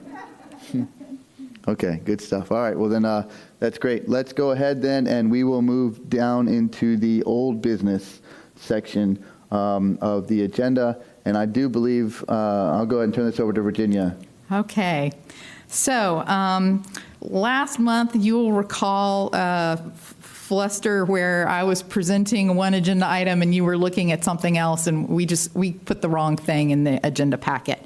I appreciate the work of the committee to try to sort that out, but I thought we needed to do this cleanly.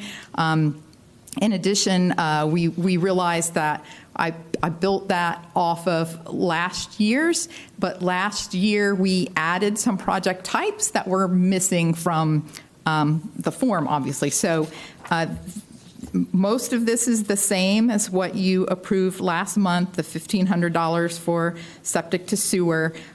We've added the package plant retrofits, which we very much hope to get more of those coming in at that same rate for conversion to sewer, the $1,500 per pound of nitrogen removal. The stormwater is the same as what you approved last month. We also discussed the pro rata share for septic upgrades and sewer connections for those individual quick connect properties is $1,200. That's the same. I've shown there the caps for those projects depending on the project type. Those caps are the same as what they have been, and they are consistent with the costs that we're seeing come in. So we have some properties that are submitting invoices that come in, just under those thresholds, and some that are above. But we believe those thresholds are still good. Vegetative harvesting was a project type that was added last season, and so that needs to get on this table as well, and the rate that's proposed is the same as what was approved last year. All right. So this is just an update from what we did last month with a few additional things. So we'll go ahead and see if there's any discussion. Stephanie? Oh, I was going to move to approve. Please go ahead. I'll second. Okay, so we have a motion and a second to approve. Any discussion? All right. Any public comment? Okay, we'll go ahead and take a vote. All those in favor? Aye. Aye. Aye. Aye. Any opposed? All right. So on second look, our work was good last month. So, all right, Virginia, thank you. Y'all did a great job. It was. Thank you for bringing that and cleaning that up.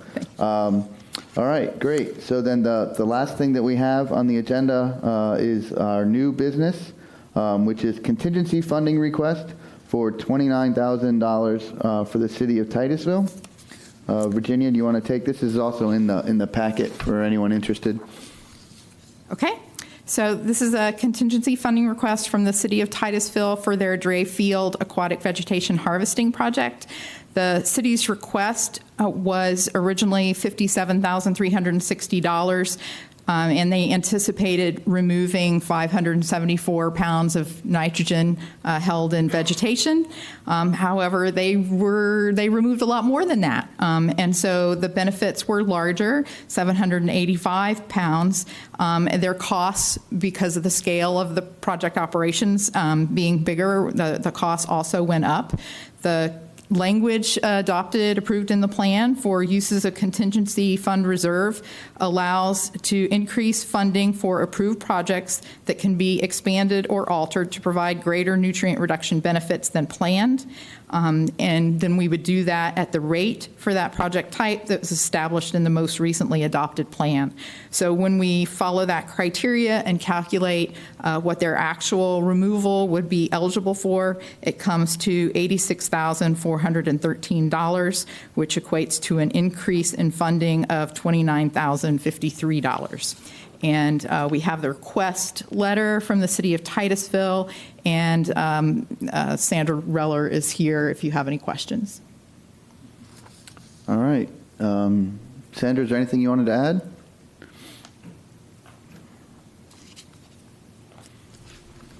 Hi. No, not really. Staff did a great job explaining it. Just want to thank you guys for your consideration. The more funding we get, the more projects we can do. So this was definitely an interesting one. It was our first forte into it. I think it was the first one in the plan. We did learn, waiting 5 years and letting it get that big is not really economically feasible. So we did, council has already approved it. We're purchasing our own harvesting boat. It costs pretty much about the same as this whole project did, and we're going to kind of try to keep up on it more often and develop a program for doing it ourselves. Fantastic. Anyone have any comments, questions? Are you guys using ARPA funds for that? Do you know? For the harvester? Yeah. No, it was approved before we got the ARPA funds, but we are using it for other stormwater projects. Yeah. Okay. Dr. Windsor, did you have? I was going to make a motion. Okay. Go ahead. Motion to approve. Okay. Second. Okay. All right. So any discussion? There's been a motion and a second. Okay, I just want to say one thing. I love the fact you guys bought a vegetative harvester. I know there's been so much talk recently about the chemicals that have been sprayed to take care of that, and I love the fact that people are now getting on the harvester train. Can I say that? Is that a good pun? Harvester boat. But I think that's fantastic, and so thank you all for doing that, your council and your city. So with that, any further discussion? Yeah, I wanted to echo that. And, the city of Titusville is really making a conscious effort to eliminate the use of herbicides. And I asked if I could be the boat driver. And we've had a lottery request for that. Yeah. Well, you're going to do like a Jeff Bezos thing and do like a lottery or bid? I'll ride in it. Laura Lee, if you drive, I'll hop in the back, all right? So Satellite Beach is also purchasing one, and I was just wondering if we could give you guys a call to figure out which one you're getting, because I'm curious to see.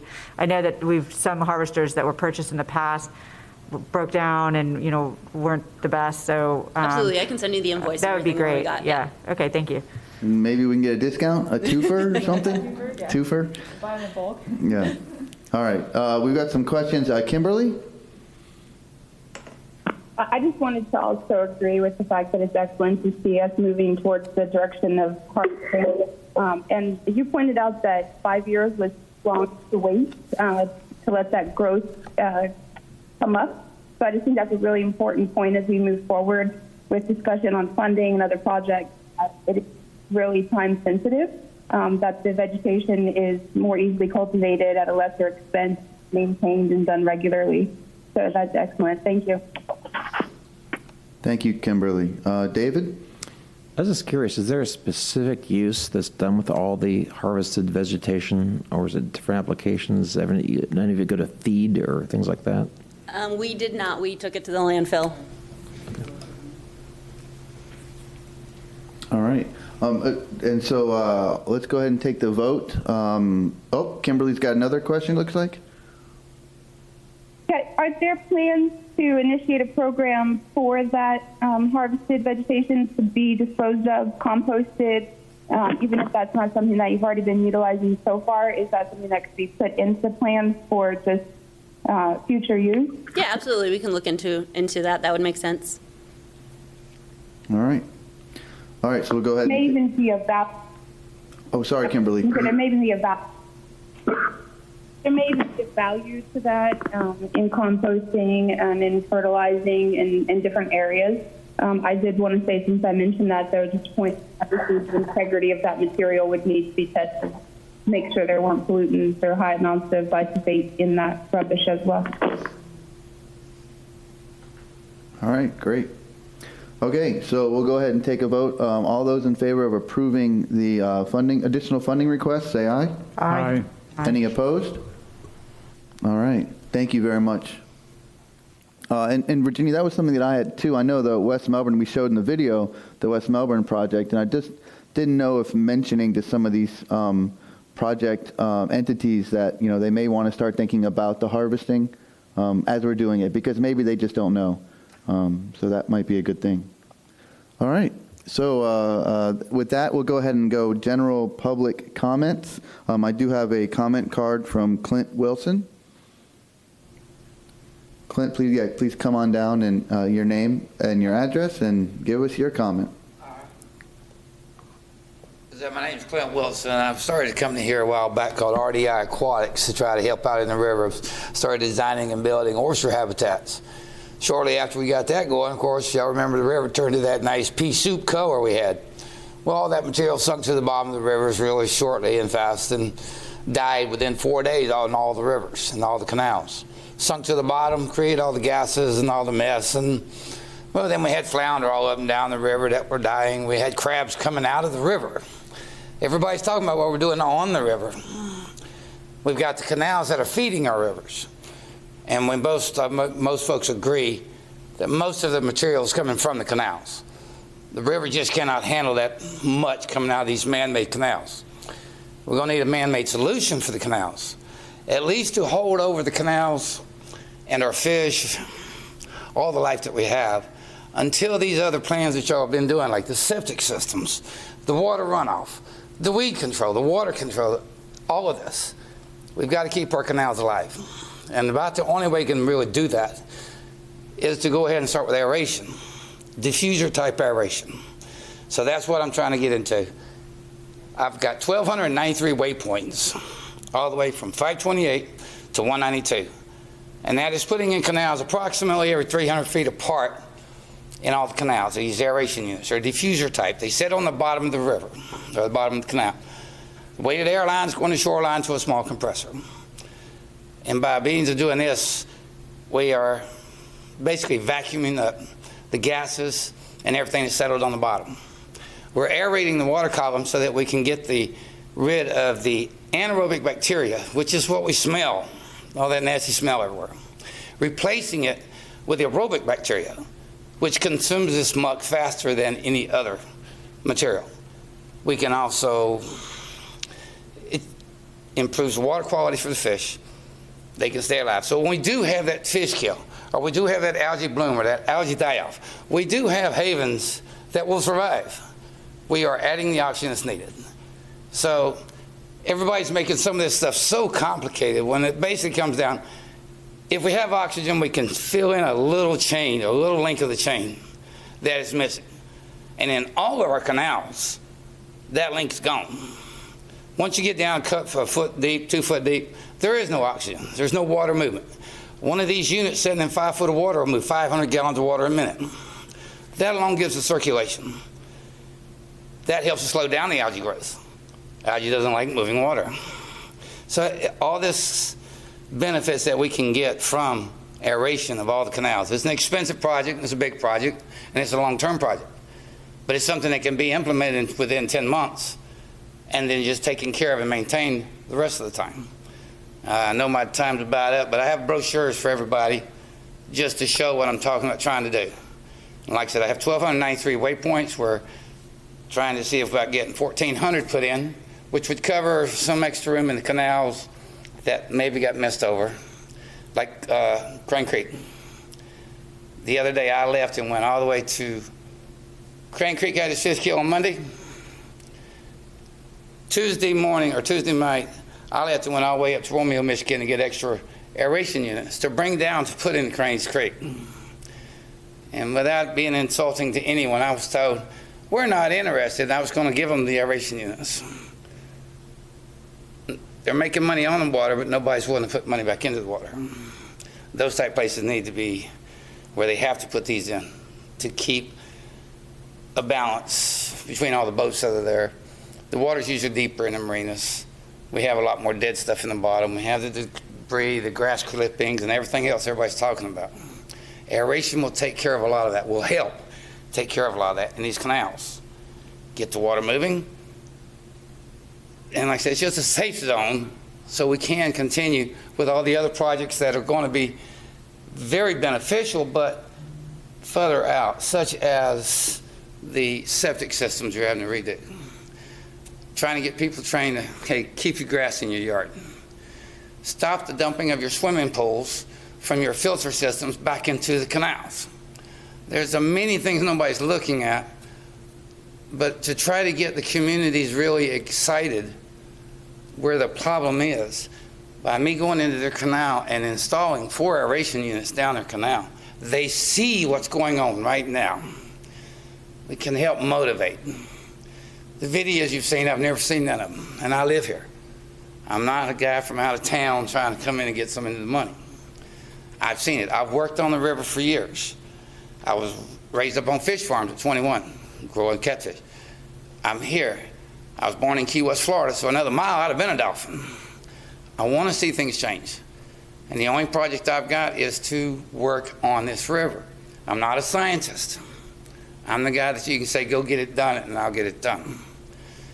We can turn the canals around.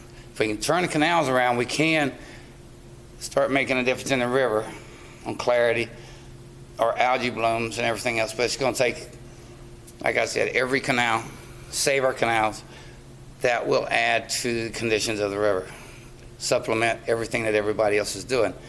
Like y'all, everybody knows, irrigation ponds or retention ponds, detention ponds, all these canals we have, that's something, septic systems, that's something that's going to take time.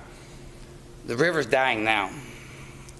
We've got winter coming where we've already got manatees starving to death all up and down the coast. The winter time's going to run around. They're going to be hitting these little canals. There's no food. There's nothing to help sustain them. So if we don't do something now, you think the numbers are high now. We've had a really bad summer for the manatees. This winter, where we are, we're going to have extreme bad conditions if we don't do something now.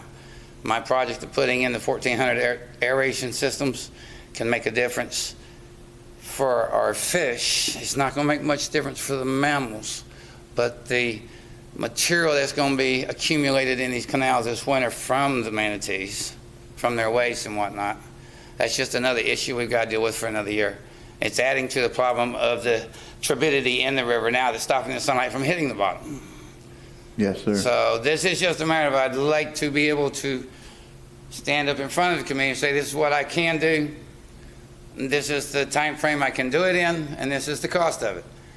Okay. But it's an idea of not just coming in and doing a test plot of 3 aerators in one section over here and seeing a difference. No, I already know that diffuser type aeration, we already know exactly what it will do.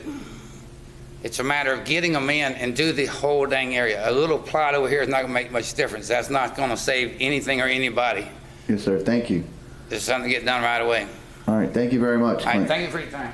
Thank you. I would also remind everybody that projects, we're still accepting projects, Virginia, right, for next year? Yes, for the project types approved Yes. by the committee, the applications are due October 4th. Okay. Through our October 4th. online portal. Okay. Real quick, Lurley and Clint, thank you for your comments. We did. I think St. John's agrees that the canals are part of the problem as well because they have projects where they were trying to turn the water back west rather than bring it east to the Indian River Lagoon. So I think there are some projects that are working on those canals as well. But yes, Laura Lee. Okay, I think that FIT has done some studies using diffusers and, have validated what he's saying that, and I know that they're using them in some lakes and ponds and stuff over in the central part of the state. But so how would he move forward? Could he partner with a city or can we help them? I mean, obviously he's not going to know how to apply. It's a very complicated process, applying for money from this committee. How can we help him? I mean, he is a perfect example of the commercial fishermen, the recreational fishing guides, the people that are on the water every single day that see what's happening, and they have the ability to get work done, but they don't have the skills to apply for the complicated grant process that it takes to get funding. For this funding, I don't know if this is, because the problem with the aeration is it's not a documented nutrient reduction technology. Mm-hmm. So in Satellite Beach, we did a demonstration project with the diffusers. It ended after about a year and a half. It moved to in the Atlantic because we had a boater on that canal system that was convinced the aeration was pushing muck into their air conditioning on their boat. And it was just the onslaught of emails. FIT just finally picked up and moved to in the Atlantic, unfortunately. But now they're still studying it, as far as I understand. But the reports that Dr. Fox put out didn't show a nutrient reduction. Mm-hmm. And our entire plan is based on that concept. And Virginia, you can correct me if I'm wrong. I think there are other possible grant sources, but it is complicated. You have to get permits from DEP, as St. John's River Water Management District, and so on. But you also have to have some source of electricity as well. We had to put in a temporary power pole.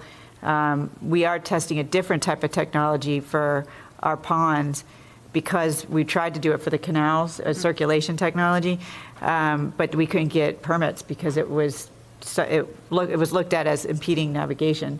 But we're moving it to our ponds to see. But we are using solar for that. So you have to get power to it. You have to get permits, and this type of plan isn't based on that type of technology. It did help with sedimentation or, some other aspects, turbidity and stuff like that. But actual nutrient reduction, it did not show that yet. So until they document that, it's going to be really hard to fund that through this particular funding source, as far as I can see. If it's brief, can you come up and add it? Just real brief, Clint, please. Thank you, though. I've already put time into this. I've already been to 1,293 waypoints we're talking about on the rivers, on the canals. These I've already got. I've already talked to over 800 homeowners. Everywhere I have put a waymark, which we have it all on Google Earth now, to where when I looked at where I could do this, where I needed to put this, and, I made sure that I had the electricity there, whether it was what homeowner, and talked to the homeowners. Everybody's excited as they can be about it. And like you said, I don't know anything about this process. All I do know is, and I'm not trying to insult anybody or anything, I just talk plain. I have talked to the homeowners out there. They all know they're paying this half-cent sales tax, and they all know this is a good idea. This is something that every one of them would love to see and want to see, and I have sold some. But it really doesn't do any good, like Dr. Fox, and I know them, and I know people and grad students and everything else. You put 3 aerators out over here and do a test on a system that's this big and this complex. That's not near a sample of what you need. If you want to do a sample, do all of it, then let the scientists come in and say these are the benefits. And any scientist out here will tell you there are no downsides to this whatsoever. There's no downsides to us whatsoever. And as far as funding, if you talk to somebody, Joe Blow, that lives out here on the river, that lives on one of these canals, they don't care about all this stuff. All they know is they need it done. They want to save it. So I'm not trying to be rude or anything. I know this is a complicated thing, and yeah, I need help. I've had a professor with me at the last meeting, and he's about as dumbfounded as me when it comes to the language that's used.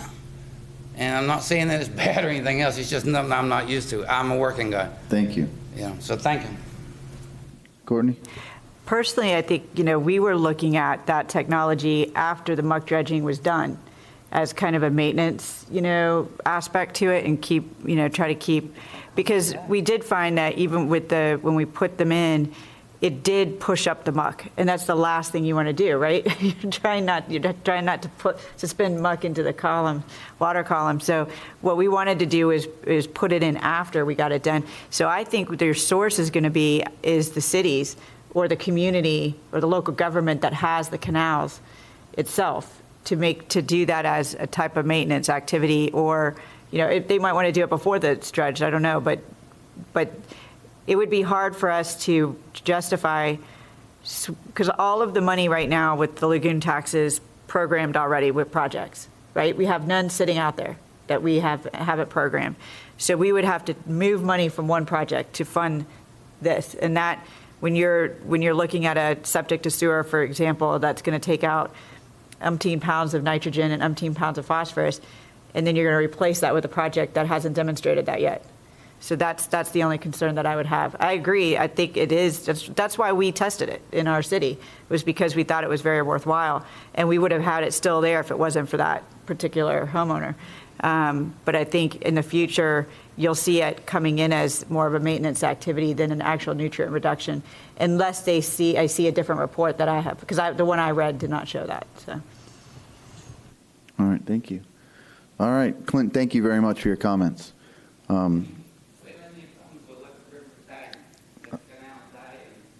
All right, so we'll go ahead and go to final comments by chair and committee members. Any comments? Laura Lee. I want to invite everyone to come to Titusville Environmental Commission meeting on October the 13th. It'll be in City Hall at 5:30 p.m. We got plenty of seating. Our speaker that night is going to be Dr. Eben Bean from University of Florida. He's developed a water quality buoy. It's called a gator bite. and you can use this thing. It sends real-time data to the cloud. You can put it in a ditch at one end and float it down to the other end, and it gives you readings all the way in the journey of the gator bite. You can use it to, it will allow water resources managers to quickly locate sources of pollution, because if it's coming down the ditch and all of a sudden the nitrate shoots up or the ammonia shoots up, you can buy different sensors to put in it. You can sense heavy metals. It's amazing what this thing can do, but it instantly sends pings, into the cloud. I'm not sure. I'm not real technologically savvy, but it gives you instant readings on what's happening. You can put it inside a sewer pipe and float it through a sewer system to see whether you got fresh water coming in, which would show you where your leaks are in your sewer systems. And it's very, very reasonable. And so right now, we basically mostly have fixed monitoring stations, or we collect water samples and drag them to a lab and analyze them. This little gadget will give you real-time data at the exact time that it's happening. And I hope that, you guys some of the cities can send their water resources and stormwater staff. I'll bring shrimp. It's going to be. Can you repeat the time and location? Yeah, now that you're offering shrimp? It's going to be for the Titusville Environmental Commission meeting on October the 13th at 5:30 p.m. That'll be upstairs in the Titusville City Hall where they have the city council meetings. And this is, pending that Dr. Bean doesn't get any other conflicts or something that's more important than us. But I don't know what could possibly be more important than us. But if he doesn't end up with something that conflicts, he will be there October the 13th at 5:30 p.m. And I'm inviting the whole county to come. And I just and want I will to bring confirm that shrimp. you're doing shrimp. Okay, just yeah, I will bring shrimp. All right. Shrimp is good bait.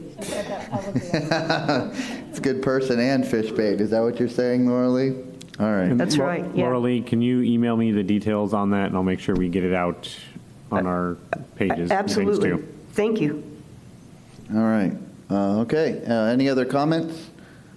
All right. If not, thank you, everybody, for your time. Hold on. We did have a hand up there. David.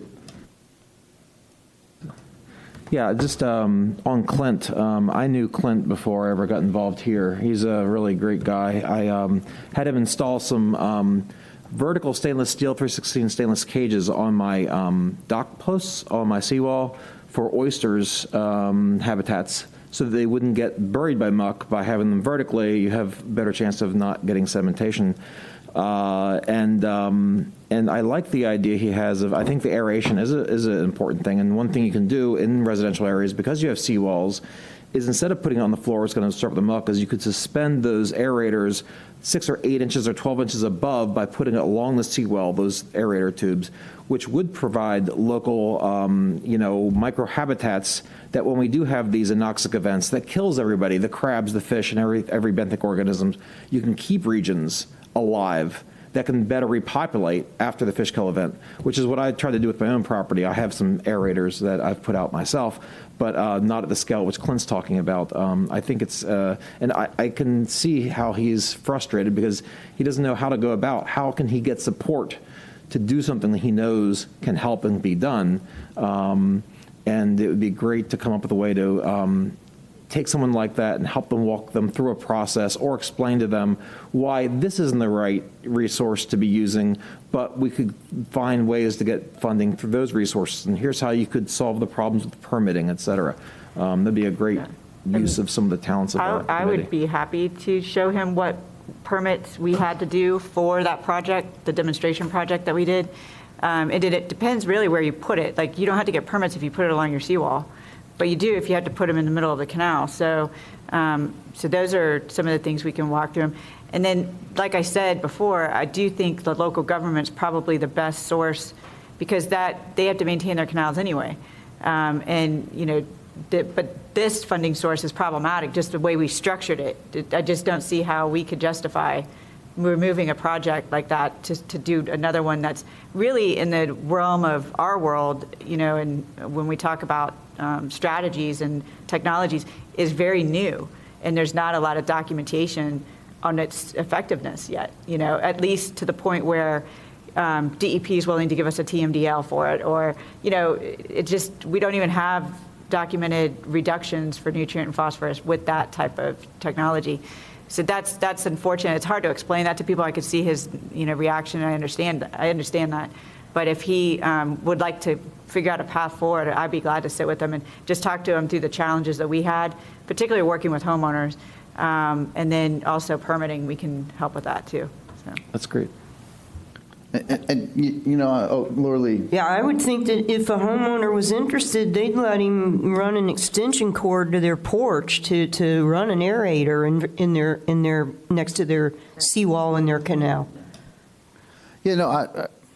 I think Clint's passion is fantastic, and others like him. I think that's the reason that we're up here, is that 60-some% of the county voted to have us up here to look over the money, and I think that's great. I think what we do every time we're up here and in between is make sure that we are doing what the voters tasked us with doing, and we're trying to follow the plan that they approved. And so I think there is a common ground between passion and plan, and just because something doesn't happen here during a meeting doesn't mean it doesn't happen. I was planning on reaching out to him myself after, because I think that the process is complicated, and if I was him, I would want someone reaching out and helping me. So Clint, I know you left, but if you're out there, expect a call from somebody. But no, I think passion is important, and we're just trying to make sure that we're following the ordinance as it was passed. So all right, anyone else have any other comments? Thank you. All right, everybody, thank you very much for your time, and we will see you all next month. Stay safe. The opinions expressed by any member of the public during any period of public comment do not necessarily reflect the views or opinions of the Board of County Commissioners of Brevard County, Florida, Space Coast Government Television, or the program sponsor, and are solely those of the presenter. The Board of County Commissioners of Brevard County, Florida, Space Coast Government Television, and the program sponsor hereby expressly disclaim any and all responsibility or liability for any defamatory or slanderous statements expressed by any member of the public during any such period.